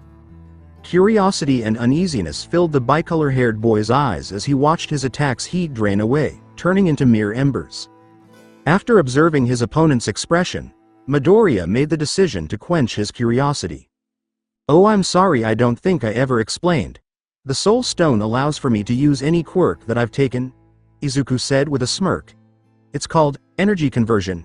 It can transform any energy, be it heat, electricity, or even kinetic energy, into a different form of energy. With that, he produced a ball of raw power that glowed a light purple and had black sparks dancing around it. "Catch!" he exclaimed, flinging it unreservedly at Todoroki. "Goddammit!" As he constructed an ice wall, Shoto grimaced. If the dual quirk user hadn't strengthened his wall with more ice, the ball of energy would have struck it and broken it. Todoroki persisted in trying to gain the upper hand in the fight, but to his dismay, Midoriya seemed to have an answer for everything he tried. With his near all-might strength, he could shatter any ice that came near him, or the Reality Stone's power could melt it into water. Moreover, fire was pointless since Midoriya's energy-converting trick always managed to steal the heat and return it to him. Izuku glared harshly and taunted, "Don't tell me you haven't learned anything since the last time we fought." With both of his hands aimed at Midoriya, Shoto stated, "Actually I did." He started by putting some distance between himself and his rival. He proceeded to heat the air rapidly after that. In the end, the Gauntlet user was targeted directly by a sizable superheated blast. Izuku accepted the other boy's creative attack and took the blast head. He used the Space Stone to project an umbrella-like shield in front of him, amplifying it with the Power Stone to deflect the other boy's attack. The two spectators on the sidelines were almost blown away in the collision. As he emerged from a cloud of smoke, Izuku praised him, saying, "Very good. You've been learning how to use your fire, I see," he said, emphasizing the word "your," and assuring Shoto once more that Endeavors was not in charge of his fire. "But so have I," he said as black sparks surrounded his right hand and it burst into flames. Hellflame, to be precise. Izuku shot Shoto with an arc of fire using his once famous hero quirk. For an instant, Todoroki was terrified upon seeing the recognizable flames descending upon him. He was experiencing the worst kind of déjà vu just by looking at it. But like Midoriya always did, he faced it head-on rather than cowering in fear. Shoto nearly suffered frostbite as a result of totally overwhelming the fire with as much ice as he could manage. Sadly, he was too exhausted to avoid or stop the approaching foot that kicked him in the chest and left him pinned to the metal floor. Izuku grinned and kept him down with his foot, saying, "So then, what did you learn?" Shoto glared at him, frustrated that he was unable to even scratch his opponent. "You're too powerful." After everything he had experienced, it left him feeling incredibly weak. Izuku corrected him, "There is no such thing as too powerful." He leaned down and jabbed Todoroki in the forehead, saying, "This is what it's like to fight me when I'm prepared. Last time we fought, I was caught off guard and had to improvise. This time, I was mentally prepared for everything you could throw at me." He took off his foot and reached out to help the other boy up, saying, "That is your greatest tool. Any idiot can throw their quirk around, but if you know not just the ins and outs of your own quirk but your opponent's as well, you'll always have the advantage." Todoroki gladly accepted his hand and his words of wisdom, saying, "I would say you've improved in leaps and bounds." Glancing at Uraraka and Iida, Midoriya asked, "Now who's next?" "Uraraka, a fight between us wouldn't be a good representation of your new skill set. How about you fight Iida here?" Tenya versus Ochako. Izuku and Shoto left the platform as the two approached it. Even when Uraraka was facing her friend Iida, she was beaming and full of energy as usual. Midoriya questioned, "Aren't you forgetting something?" Uraraka wanted to slap herself for being so forgetful. "Oh, my staff." "It's okay," Izuku said, opening a tiny portal just above her. Her previous staff was taken by her former school, so he made a new one for her, which fell out of it. Ochako spun it around in one hand without even looking at her opponent before turning to face them. The look on her face changed, and Iida nearly retreated. The complete opposite of how she had appeared moments before, she now appeared so serious and focused. "And begin." Izuku signaled to them to go into combat. With the speed his quirk gave him, Iida wasted no time in charging at her. The girl with brown hair dipped forward to avoid his charge just as he was about to make contact with Uraraka. She almost hit his face with her staff in a single swipe. From the sidelines, Midoriya gave Iida advice to stay on your toes. As he did his best to avoid her swings, Iida thought, "She's quick on her feet. Quicker than she had ever been." Suddenly, the gravity girl used her metal staff to pole vault over him. Tenya spun around right away, thinking she was going to launch an attack from behind, so when she disappeared, she took her by surprise. His only clue to her location was a grapple claw fastened to a tether encircling his torso. He found her floating above him in the air after following the line. The instant she leapt over his body, she must have turned her quirk against herself. Uraraka deactivated her quirk and yanked herself down at Tenya, yelling the name of her new move, Newton Drop. Iida was so shocked that he was unable to stop the feet from driving into his chest, forcing him to fall to the ground with no air in his lungs. Ochako put her right elbow on his throat and used her own body to pin him down. "Okay. That's enough," Izuku yelled to the opponent. "You both performed excellently, but Uraraka is the winner," the Gravity Girl declared as she withdrew her grappling staff and arm from the taller boy's body. Ochako extended her arm to assist him in standing up. Tenya graciously accepted her hand offer. Todoroki said, "I wasn't expecting the fight to be that short." Izuku grinned and said, "I did?" He knew that much about her. She doesn't like to drag battles out. "Now then, I think I've seen enough. Todoroki, you need more close combat training. Iida, you rely too much on speed and lack a proper defense. Uraraka, I've already been working on what you'll need, so just keep up what you've been working on." Tenya asked abruptly, "Why are those villains not here training with us?" Their special treatment seemed unfair in comparison to the villains Midoriya recruited, who are apparently up to no good. "Oh, they'll be here," Izuku said, looking up at the user of the engine quirk. His phone rang and he answered it right away, saying, "Stain is just giving them a quick crash course." "Ah, good, she's here." The dual quirk user asked, "Who's here?" Izuku began to leave, saying, "You'll meet her soon. Let's take a quick lunch break everyone while I go get her settled in." He brushed them off and opened a portal, saying, "The robots will escort you to the mess hall. After that we'll get back to more training." Unlike the usual Black Titan robots, this one was white when it entered the training area. Grinning, Uraraka said, "I don't know about you two boys, but I could use a bite," before heading to their mechanical escort and dropping her staff to the ground. The other two reluctantly trailed behind her. The lab May excitedly walked around her new lab, examining all the cutting-edge tools and equipment that she now had access to. "It's like a toy store," she exclaimed. She could create the ideal babies with all of this. Izuku grinned as he observed his friend and co-worker taking pleasure in her new workspace. "I figured you'd like it." He was really irritated by the Hero Public Safety Commission's attempts to impede rather than assist him, saying, "Sorry about the Hero Public Safety Commission grilling you. Part of the agreement I have with the government is that they get to screen all the employees I hire." Fortunately for Izuku, he does not have to go through that process because his 6 knights are not considered employees. "It's okay, nothing to hide," May shrugged while taking a closer look at a power drill. "It's probably time for me to explain why I need your expertise for my little project," the man said, approaching what appeared to be a table but was actually a sizable digital screen. With a single touch to activate it, the screen illuminated and displayed schematics and blueprints. May was intrigued by what she was seeing and exclaimed, "Oh, what's this?" "This is what you'll be working on in addition to the support gear I need. With All Might on the verge of retiring, the people will need a new symbol that they can get behind," Izuku explained with ease. He was presenting her with the blueprints for a new Titan robot, saying, "This will be a temporary solution until a new human hero can rise to fill the void. A more potent, one-of-a-kind Titan, intended to surpass all others. I call it Nemesis." The mess hall. The 3 young heroes in training sat together in a large empty room full of empty dining tables, saying to themselves, "This place is too big for just a few people." As Uraraka was eating, she clarified, "Izuku eventually wants more people to join the organization. He built this whole facility to accommodate the future members." Todoroki remarked, "He really thinks ahead, doesn't he?" "Yeah." The girl with brown hair looked over to Iida, who was eating silently and gazing at the walls. "Are you all right, Iida?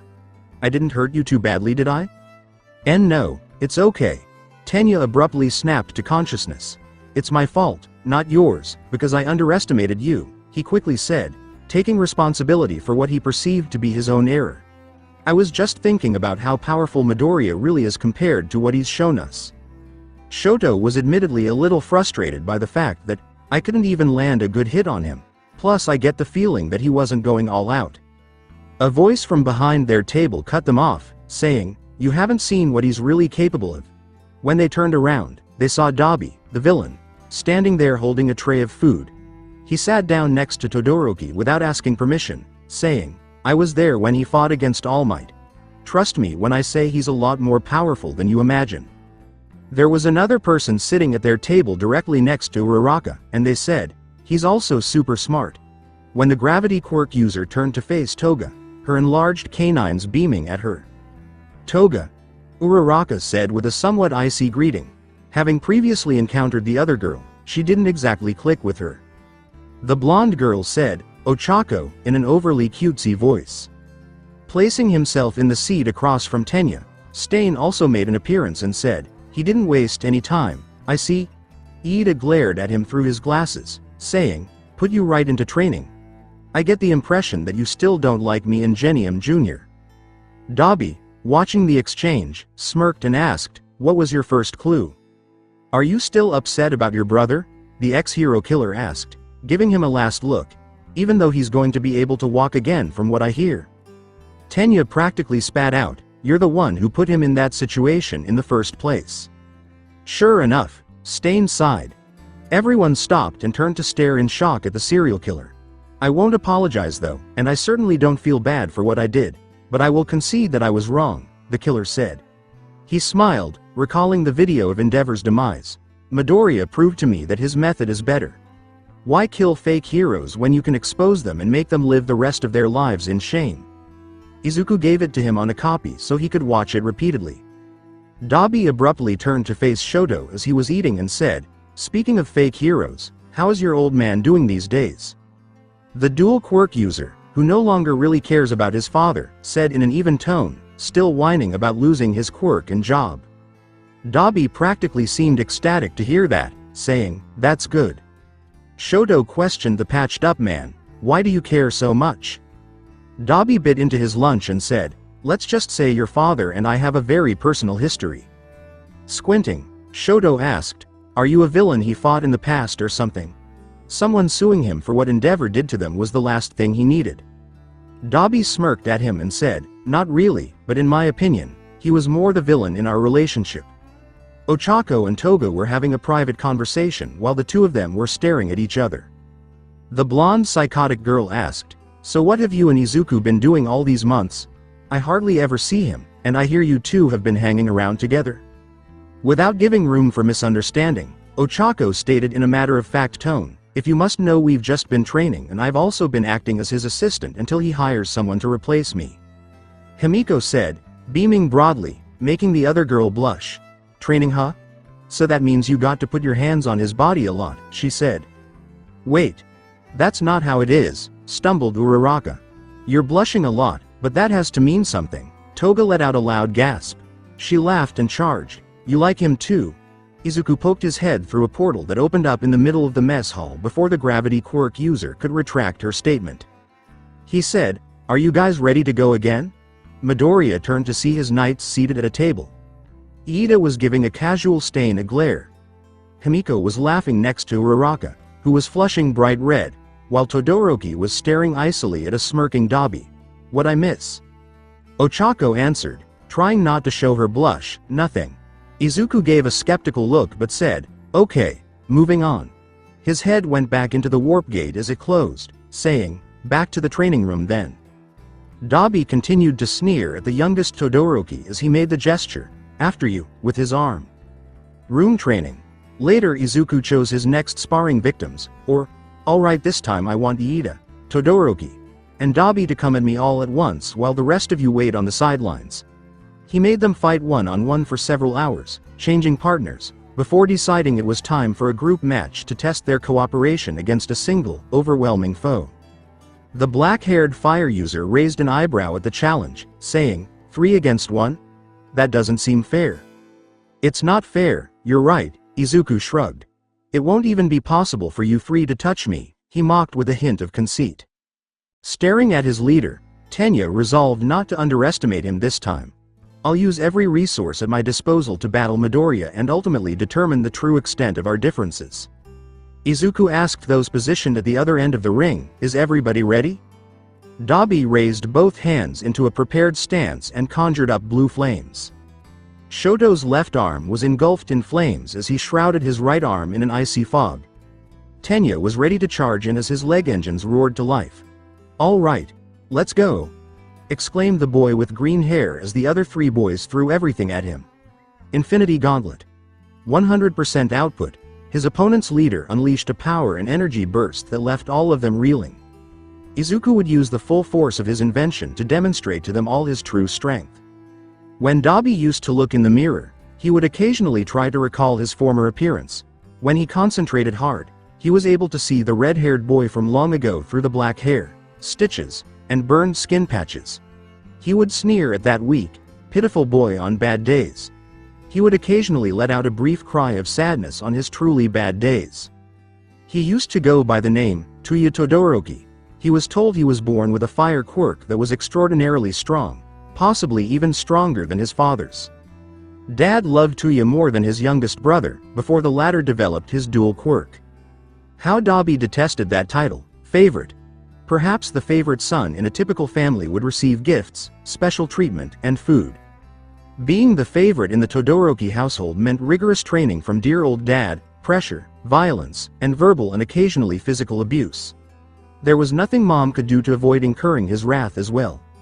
Even as a young child, he was labeled weak and useless every time he didn't live up to his father's expectations.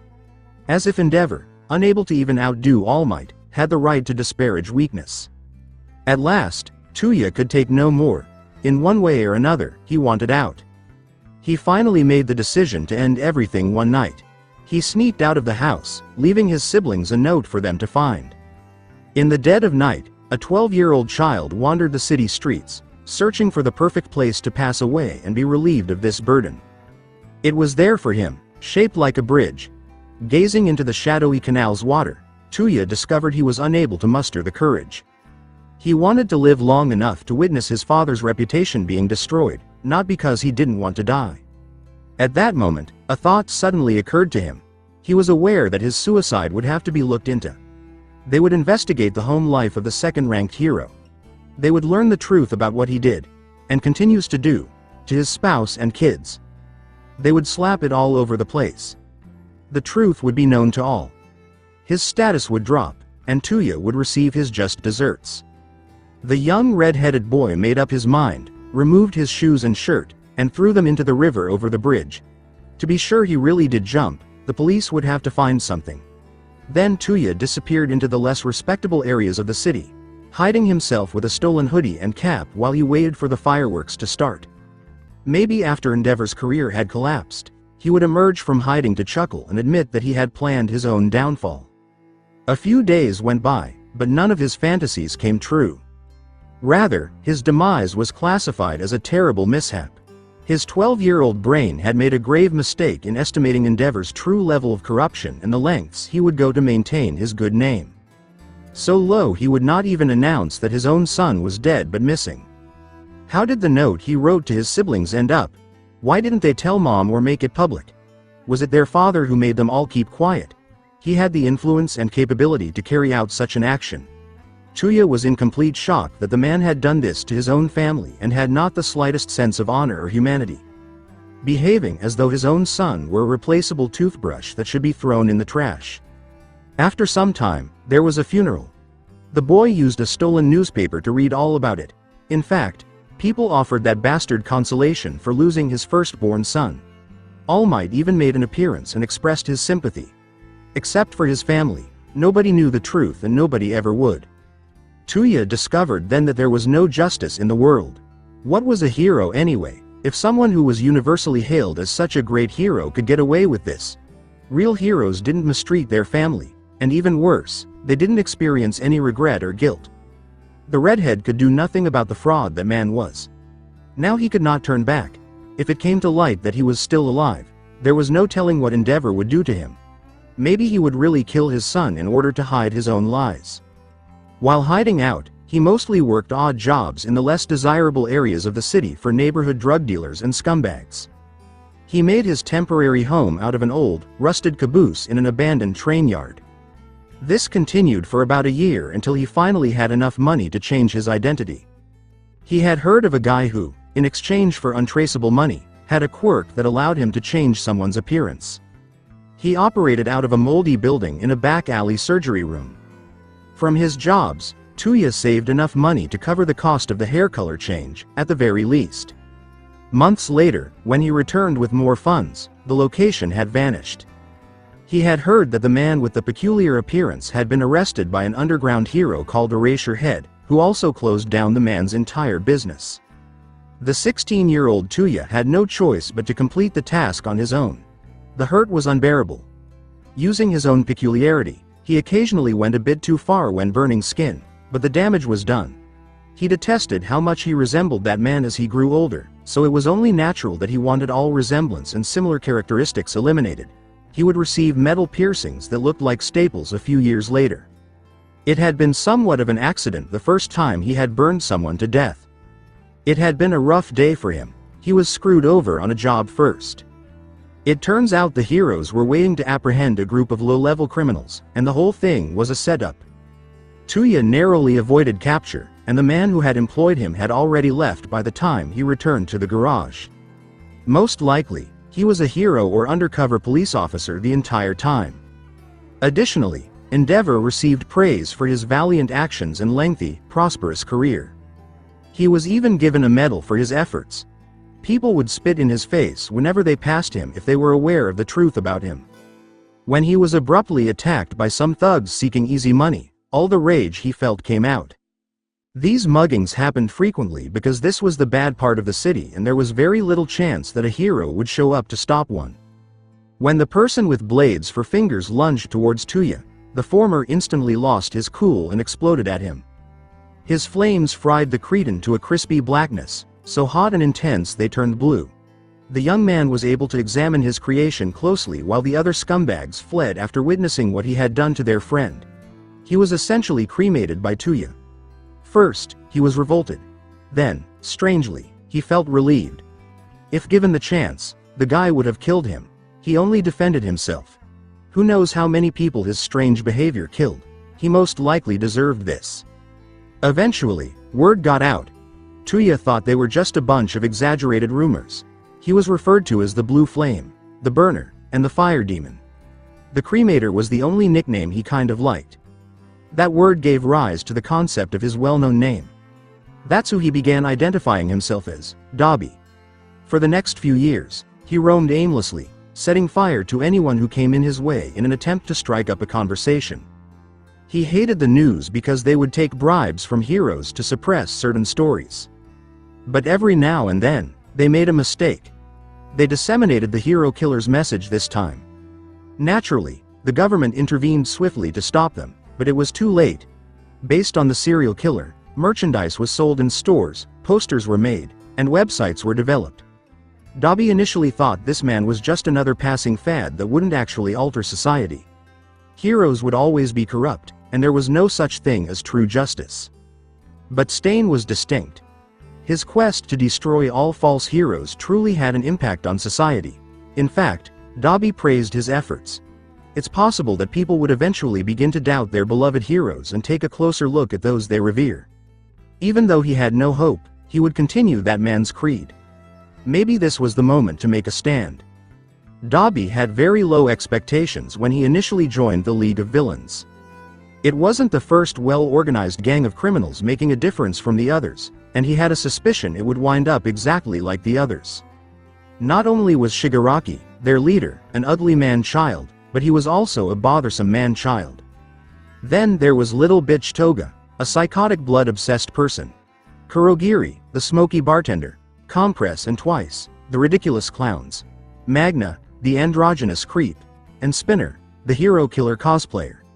Additionally, there was the enigmatic voice called Sensei over the monitor screen, who Shigaraki followed every word of. They were a truly eclectic collection of mediocre villains all around. To put it mildly, he had an interesting first encounter with Izuku Midoriya, also known as Apotheosis. That alias was one he remembered from a long time ago. In a very short period of time, the name of the alleged genius strategist became well known throughout the criminal underworld. The last he'd heard, he was being sought after by a big-time Yakuza figure disguised as a bird. You can only imagine how surprised he was to learn that Apotheosis was just a young man who had joined the League of Villains. Dabi dismissed him instantly as weak as soon as he saw him. Nor did it improve his impression of him when he cowered before Shigaraki after the handman had pinned him to the wall by his throat. But the boy was astute enough to appease Shigaraki. Even so, Dabi was unimpressed and decided to ignore the child. That is, until Izuku came up to him. Dabi was intrigued when the boy mentioned hanging out with Stain, even though he had just seen how easily the boy had disabled Toga with a few basic moves. In the League's bar, Izuku would converse with him regarding the hero killer, discussing his principles and convictions. The child seemed to have the same goals but different approaches to achieving them.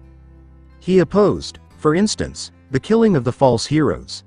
Izuku thought that living in shame and humiliation was a better punishment than dying because they had lied about their title. After a while, he became inquisitive enough to find out the boy's quirk, but to Dabi's amazement, he had none. In my opinion, Dabi wasn't a bigot and didn't use Izuku's unique personality against him, but in all honesty, what could he really accomplish with just a sharp mind and no support system? He didn't get to witness the practical application of Izuku's intelligence until the assault on the UA training camp. With ease, he managed to infuriate the Bakugo child they were pursuing, and his peculiar apparatus deflected the boy's blow back towards his own supporters. After their first mission was successful, Dabi didn't see much of Izuku. After All Might and the other heroes stormed their base and made the sensei guy reveal who he was, the League fled into hiding. After the fight, Shigaraki called, but the green-haired genius was not coming back. The handman's incoherent, enraged rambling was difficult to follow, but Dabi could make out that Izuku was heading out on his own for the time being. Next was, that day. Izuku called Himiko, and the girl walked away saying that her love needed her. As if Izuku would ever allow someone as insane as her to get inside his trousers. Dabi laughed at the idea. Later on, he recalled that Kurogiri and Compress were in their new hiding place, watching the news on the portable television, to see if the heroes were pursuing them. If they were, not that they would let the media publish anything like that. When Kurogiri spotted something intriguing, they invited Shigaraki over. With a hint of curiosity, he peered over their shoulder and saw an image of Izuku Midoriya on the screen. It appears that little Izuku exposed himself as a villain based on what the news was claiming. That seemed incorrect. Why would the boy, of all people, reveal his identity to All Might when he had always kept it a secret, along with his involvement with the League? At that point, video from the events at Geonosis was shown by the media. Izuku is a quirky guy who can fly through the air, battle All Might, and destroy cars and heroes with a single snap of his fingers. He even extinguished the flames of that bastard Endeavor, and he did it with such ease. He then destroyed the company's building and ran away. The same oddball boy also caused serious injuries to Edgeshot and Kamui Woods, according to the report. It appeared nearly unfeasible. How did he become so strong? When did he get to be that strong? Dabi and the other members of the League were curious about the answers to some of these questions. Particularly Shigaraki, given how much the man could not stop raving and ranting. They were given a location later in the night. A beach covered in trash. It was there that they witnessed firsthand some of the child's power. Everything originated from a gadget he wore on his left hand. The child was wearing a brand new gauntlet, which was fairly noticeable and difficult to ignore. Following that, Izuku briefly disappeared into hiding before asking Toga and Dabi for help in guarding the stones that powered his gauntlet while they were being made. Toga made a mistake, but Dabi managed to complete his task and gave the green-haired teen what he called the Power Stone. He realized why it was called that after witnessing how he was able to blow All Might away. He saw the video, but he didn't stay to watch the rest of the fight. Izuku revealed the true form of All Might to the entire world. It was incredible how he undermined society's confidence in their favorite hero in a single stroke.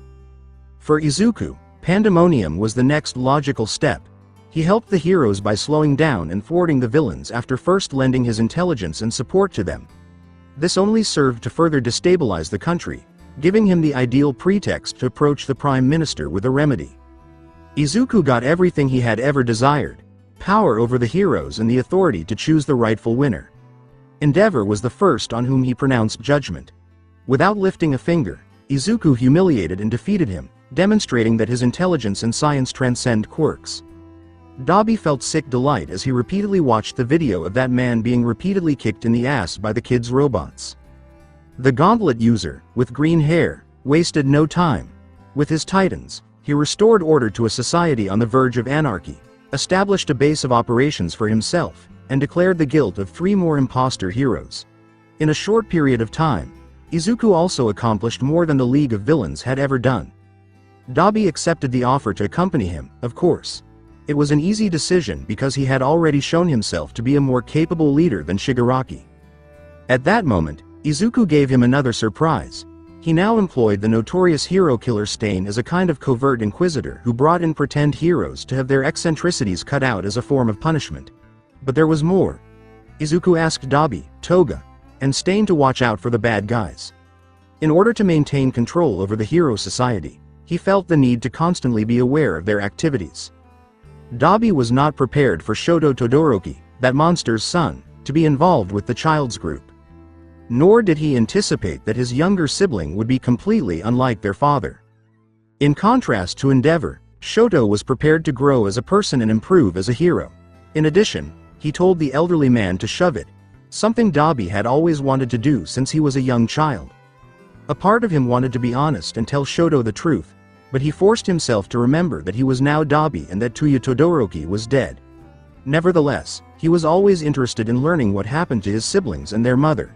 He had no idea which hospital she was in. Dobby was finding it difficult to stay up with how quickly things were changing. While Izuku was training his 3 potential heroes, Stain was putting him and the Psycho Girl through the mill. Stain was an extremely severe and strict teacher. During sparring drills, he didn't hold back and wasted no time in laying Dobby out on the ground and berating him, calling him nothing more than a flashy quirk. Toga struggled less than he did because she was more used to close quarters hand-to-hand fighting. Seeing everyone else grow stronger while he made nowhere near the same amount of progress made by them was making him feel worthless. When he brought up this worry to Izuku just once, the boy merely laughed and said that since Dobby was already quite strong, his advancement would obviously seem insignificant in contrast. Shigaraki went so far as to compare it to progressing through a video game. Izuku reassured him not to worry too much, but Dobby needed to strengthen himself in order to improve. He owed Izuku for stopping the pretend heroes like Endeavor and bringing true justice to this society. He had to assist him in defending this justice. Current moment Izuku trailed Dobby into the training room and questioned, "Are you sure you want to do this? These are the same robots that took down Endeavor. You could say they are tailor-made to fight people with quirks like yours, Dobby." The dark-haired young man grinned, "You're the one who said the best way to get stronger is to go beyond my limits." The Gauntlet user shrugged, saying, "No UA says that. That plus ultra thing they keep spouting, it doesn't apply to people without quirks though.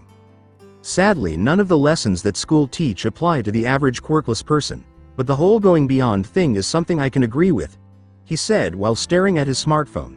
"Thanks to this, I was able to reach the maximum level of performance I could have," Dobby said as he entered the spacious training area and saw the 3 red Titan robots waiting for him in the middle.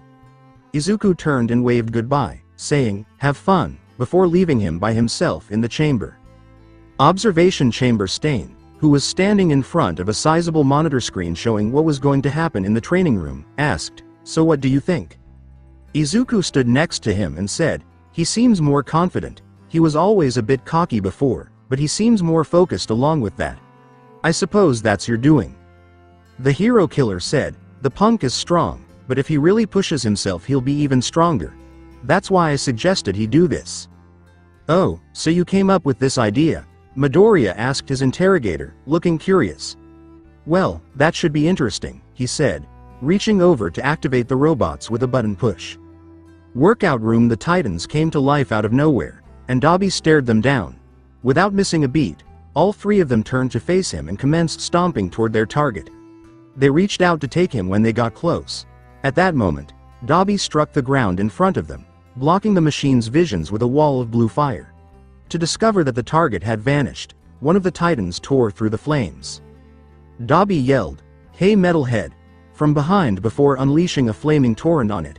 Seeing the other 2 coming, he used his oddity to propel himself forward with his other hand. Dobby threw a massive blaze at the machines while the 3 of them were near each other. After initially being pushed back, the Titans marched forward through the blaze of heat until one of them was in front of him. Goo! A metal fist struck him hard in the stomach, and then, as he was distracted, another fist struck his face, knocking him off his feet. When he attempted to stand up, the towering, ominous robots encircled him and began to rain blows down on his body. He attempted to gain some distance using the same tactic, but the machines would always find him, push through his fire, and subdue him. Dobby was getting irritated with the failures happening again. The fire wielder began to believe that perhaps, as his father had warned, he was weak after all as the Titans kicked the living shit out of him. Observation chamber. Well, that didn't last long, Izuku remarked, not really taking the result all that seriously. Give him a minute, Stain continued to observe. Workout room. Dobby detested feeling helpless, saying, "Okay, I've had enough of this shit." All he saw when he looked up at the Titan was Endeavor staring down at him. "Ha!" Dobby exclaimed as he got to his feet, setting the surrounding area on fire. The robots were repelled for a short while before attacking again. To discover their intended target is gone. The first one noticed a whistle, its head doing a full 80 degrees. Dobby jumped at the machine, blue flames covering his hands. His thumbs found their way into the glowing red eyes of the robot as he grasped its head. He didn't pause when he noticed sparks shooting out of the holes, informing him that the Titan had lost his sight. According to what Izuku previously told him, each robot's quirk-detecting scanner was located behind its eyes. Since that scanner is now likewise out of commission, the robot was left entirely in the dark. Though that wouldn't help it over the sound of roaring flames, it could still hear him. He took the blow when someone attempted to punch him in the face. With a sly grin and blood streaming down his face, Dobby built up another barrier of fire to separate himself from the mechanized soldiers. He created a storm of flames by using the power of his quirk to send the fire that was all around him in all directions. Ra-og hhhh, Dobby let out a booming cry and unleashed his full force on the fireproof robots. As they made every effort to battle through the flames, the Titans were forced back. 3 men appeared to be making every effort to walk through a violent hurricane.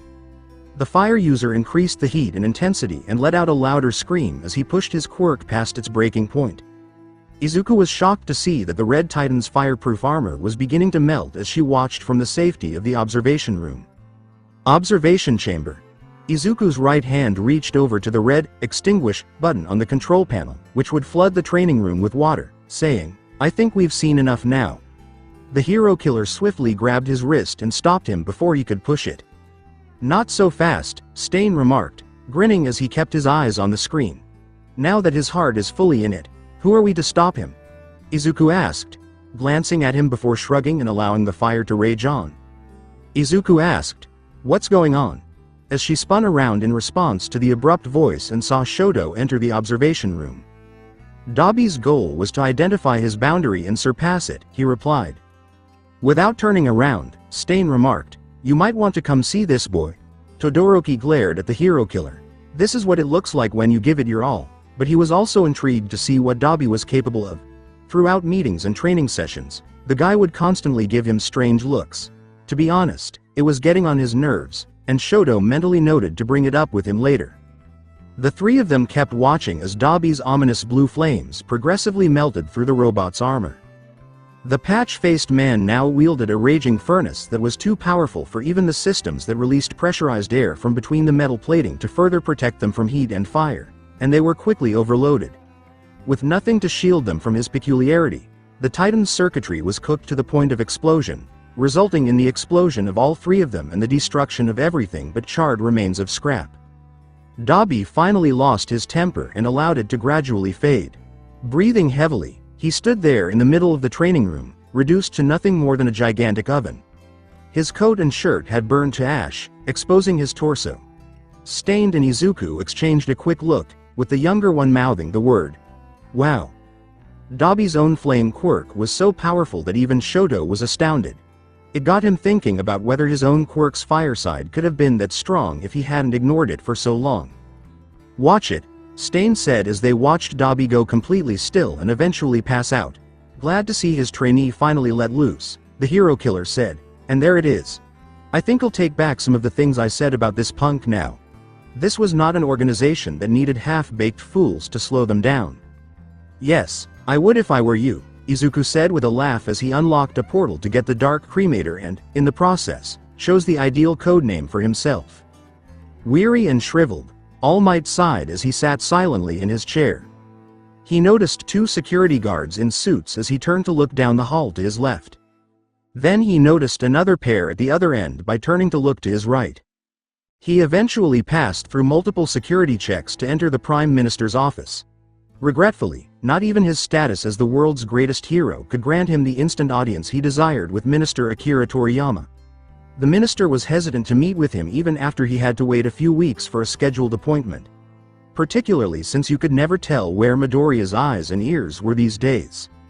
The voice of one of the assistants said, "Prime Minister Toriyama will see you now," as he entered the hall. With a swift motion, Toshinori straightened his tie and helped the young lady down. He looked up and saw the numerous sensors in the ceiling that picked up on the use of quirks. Upon arriving at the office, the hero was quietly nodded at by two bodyguards who then unlocked the double doors. Prime Minister Toriyama said, "Hello, Yagi Toshinori." The doors shut and locked behind the hero as he approached the desk and respectfully bowed to the middle-aged, dark-haired man, saying, better known as All Might. Toshinori returned the greeting, "Minister Toriyama." Toriyama got up and pointed to the seat, saying, "Please, I should be the one bowing to you. I'm sorry you had to wait so long to get here, but as you can imagine I'm a very busy man. Now when you requested a meeting with me weeks ago you didn't specify what exactly you wanted to speak to me about." The blonde, skinny man shot him an accusing look and said, "I wanted to keep that vague lest the wrong person find out, but I think you know what I'm here to discuss." With a sigh, the minister opened a desk drawer and took out an alcohol bottle. Before offering the hero a glass, he pours himself one and says, "I was afraid it was that. Brandy?" Toshinori graciously declined the drink, saying, "No thank you. My health doesn't allow it. Now about this problem." With a deep sip of his drink, the minister asked, "What's there to talk about? Midoriya knows what he's doing and the villains are running scared now that we have their best on our side." The gaunt man argued, "I assure you the only side that boy is on is his own."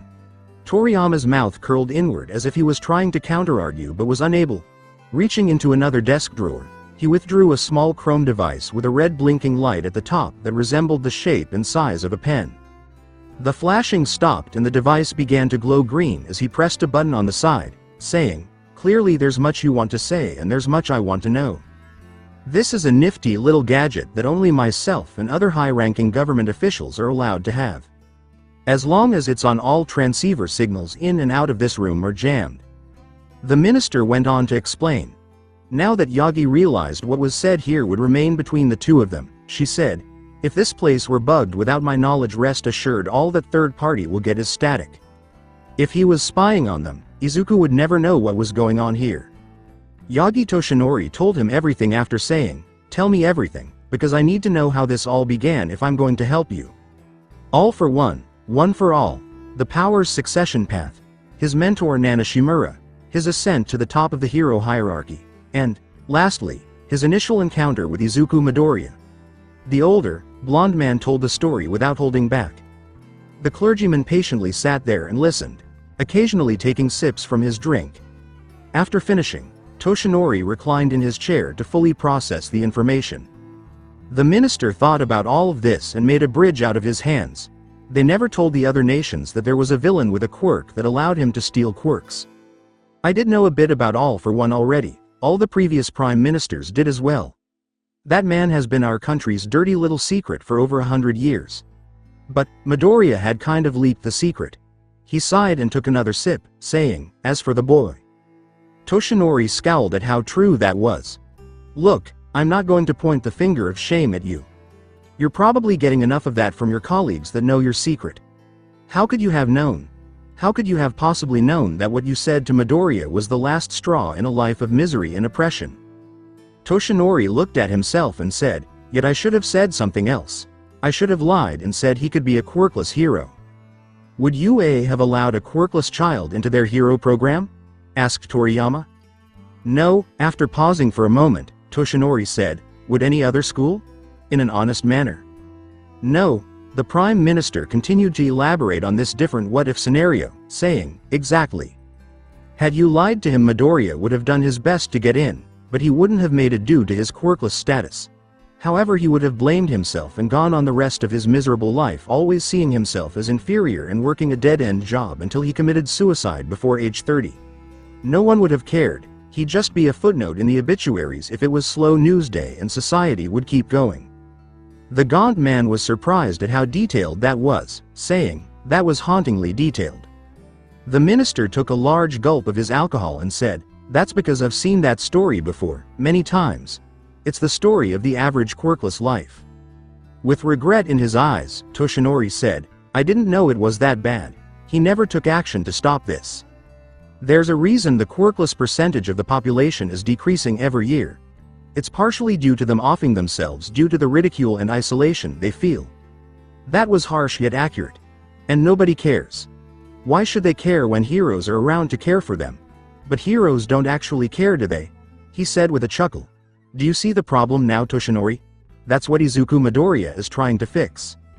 "I understand, I really do. I think some of these changes are needed, but he's going about it the wrong way," Toshinori countered.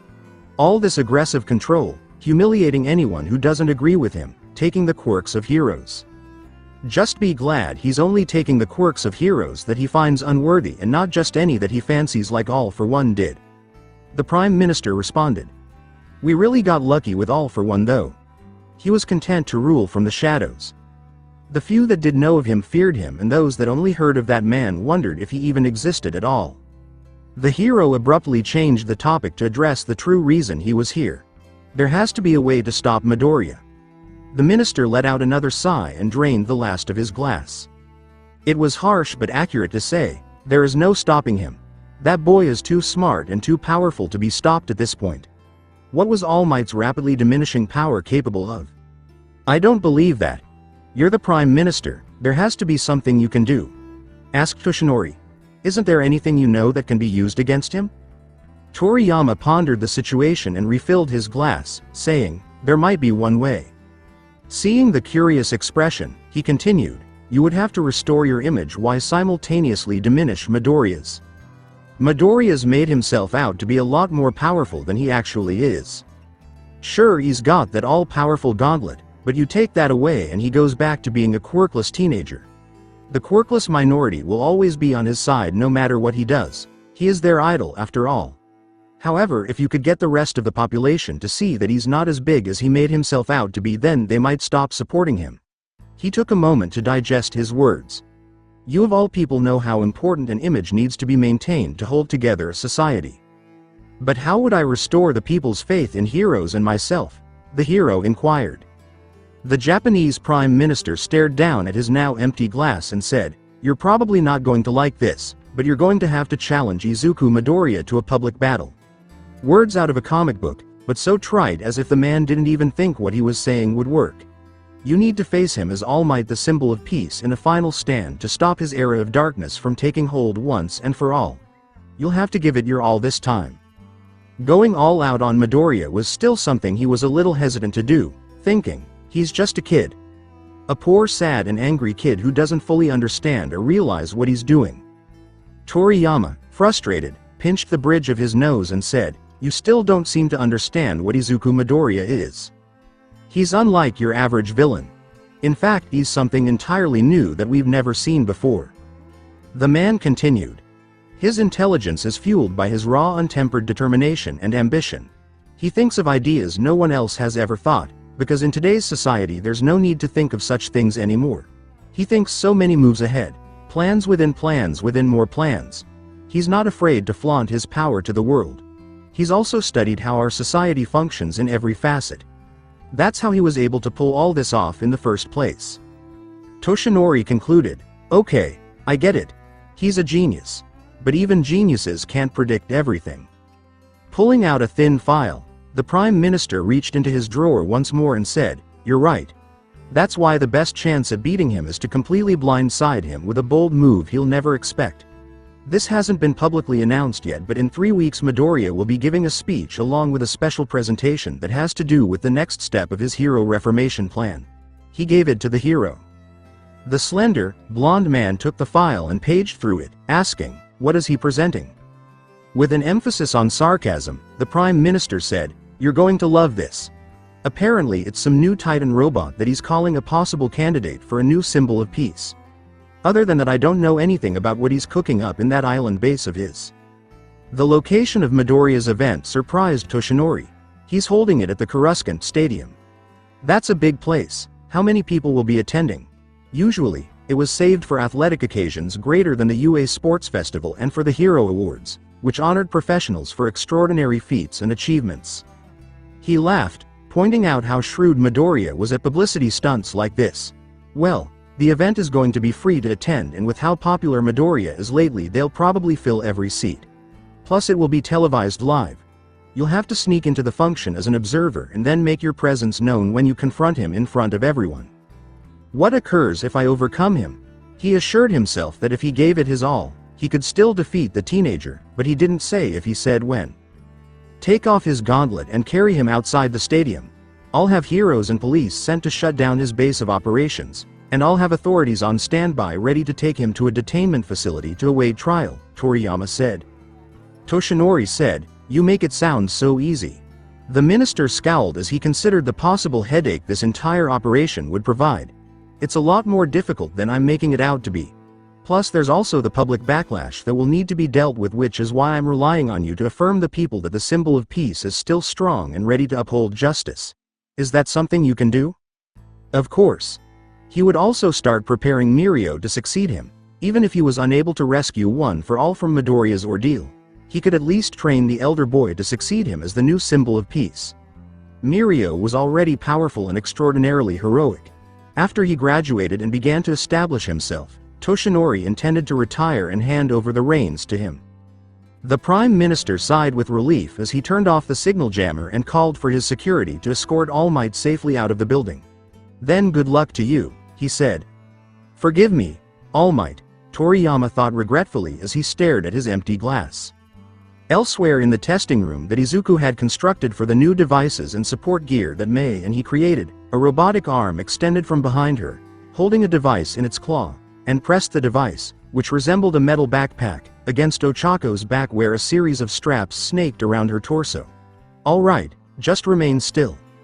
Izuku smiled as Uraraka followed his instructions. Izuku came over and checked to make sure the straps were adjusted correctly.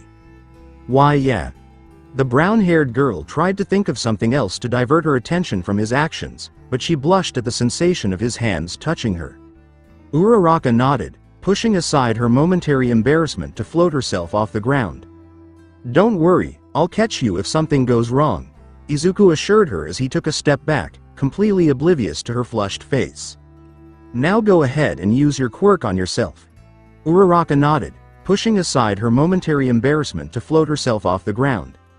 As she got a few yards up into the air, the device strapped to her back transformed and unfurled into a set of metallic wings. Each was roughly the size of her own body and made of numerous diamond-shaped feathers constructed from a light, yet durable metal alloy. This support gear that Izuku developed would grant her mobility, meaning she would be able to fly. Ochako gave him a 2 thumbs up, almost tripping her over. "So far, so good. Be cautious," Izuku warned. "This will take some getting used to. Tilt your body left and right to rotate yourself." Ochako smiled as she cautiously moved around the testing room, following his instructions to slowly make 180 in the air. They spent the next few hours practicing maneuvering through the air, taking breaks here and there to prevent her from getting sick from her quirk. Fortunately, all the combat and quirk training had greatly increased her stamina. As they began the next practice session, Izuku started to explain, "Now there are thrusters that will give you some speed.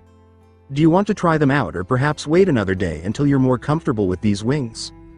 She gave him the go-ahead, saying, "No time like the present." "All right. Get ready, it has a kick." He pulled a remote and pressed a button on it. Almost immediately neon gets burst from between the metallic feathers, propelling her across the testing room. Whoa! With the power of the reality stone, he swiftly grabbed hold of her and prevented Ochako from going into the wall with his face nearly hitting it. "On second thinking," she said, chuckling nervously, "how about we put that off for a bit?"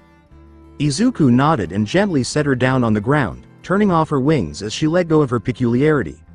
After taking them off, he retreated and allowed her to stretch her aching muscles. Don't worry, the field version will be lighter in weight, compact, and much more comfortable to wear, he assured her, passing her a bottle of water that he produced from a tiny portal. The teen with brown hair accepted the water gratefully and said, "There's something I've been meaning to ask you." "Yes," he answered, inserting some notes into the tiny tablet he was carrying. "Not to come across as irritable, but we've been working out practically every day. When do you suppose we'll be prepared to face the outside world?" She was talking about Todoroki and Iida, herself. She wanted to know when they could become heroes. Izuku looked up at the ceiling and said, "Soon." He vowed, "Things are progressing ahead of schedule, much faster than I planned. Almost in place. Before the new world can begin to take root, there is one more piece that I need to remove from the board." All Might, Ochako grimaced, not because she hated the man but because of what he had said to Izuku a year earlier. Sadly, as her friend had explained, he was the last person standing in the way of true progress and change. Izuku had assured her that he didn't want All Might dead, just moved out of the way. "At some point, all of us must mature. Letting go of our childhood heroes is a necessary part of growing up," he said, his tone slightly icy. "It's time for our society to grow up." Just as he was about to wrap up, an explosion from the lab next door broke the tension in his speech. "May." Izuku sighed as he turned to face the source of the sound. She detonated something once more. The resident crazy engineer's antics made Ochako laugh, to which he responded with a deadpan expression that said, "Obviously." He dragged a hand through his disheveled green hair and said, "Excuse me." Fortunately, the lab was just down the hall from where they were. So Uraraka watched him leave with a happy smile. "The repair drones don't have a consciousness, emotions, or mind of their own, but I think even they're starting to get sick of repairing the lab every day," he said. Within the laboratory, May frantically tried to clean up the mess and sweep up fallen debris before you knew who arrived, thinking, maybe he didn't hear that. "What's that you hear?" "You detonating the lab once more, from behind," Izuku said, causing her to jump like a scared cat. She quickly turned to correct him, saying, "Actually no." As he looked around the facility, he noticed that, instead of the typical fire and smoke, there was debris everywhere for an unknown reason, which raised serious suspicions in his mind. "What actions did you take?" Izuku crossed his arms like a father who's been let down. "Are you aware of the newborn we've been creating?" May rubbed the back of her head and grinned. "I might have turned him on to see what he could do." She spoke fast when she said the last line, but he clearly heard her.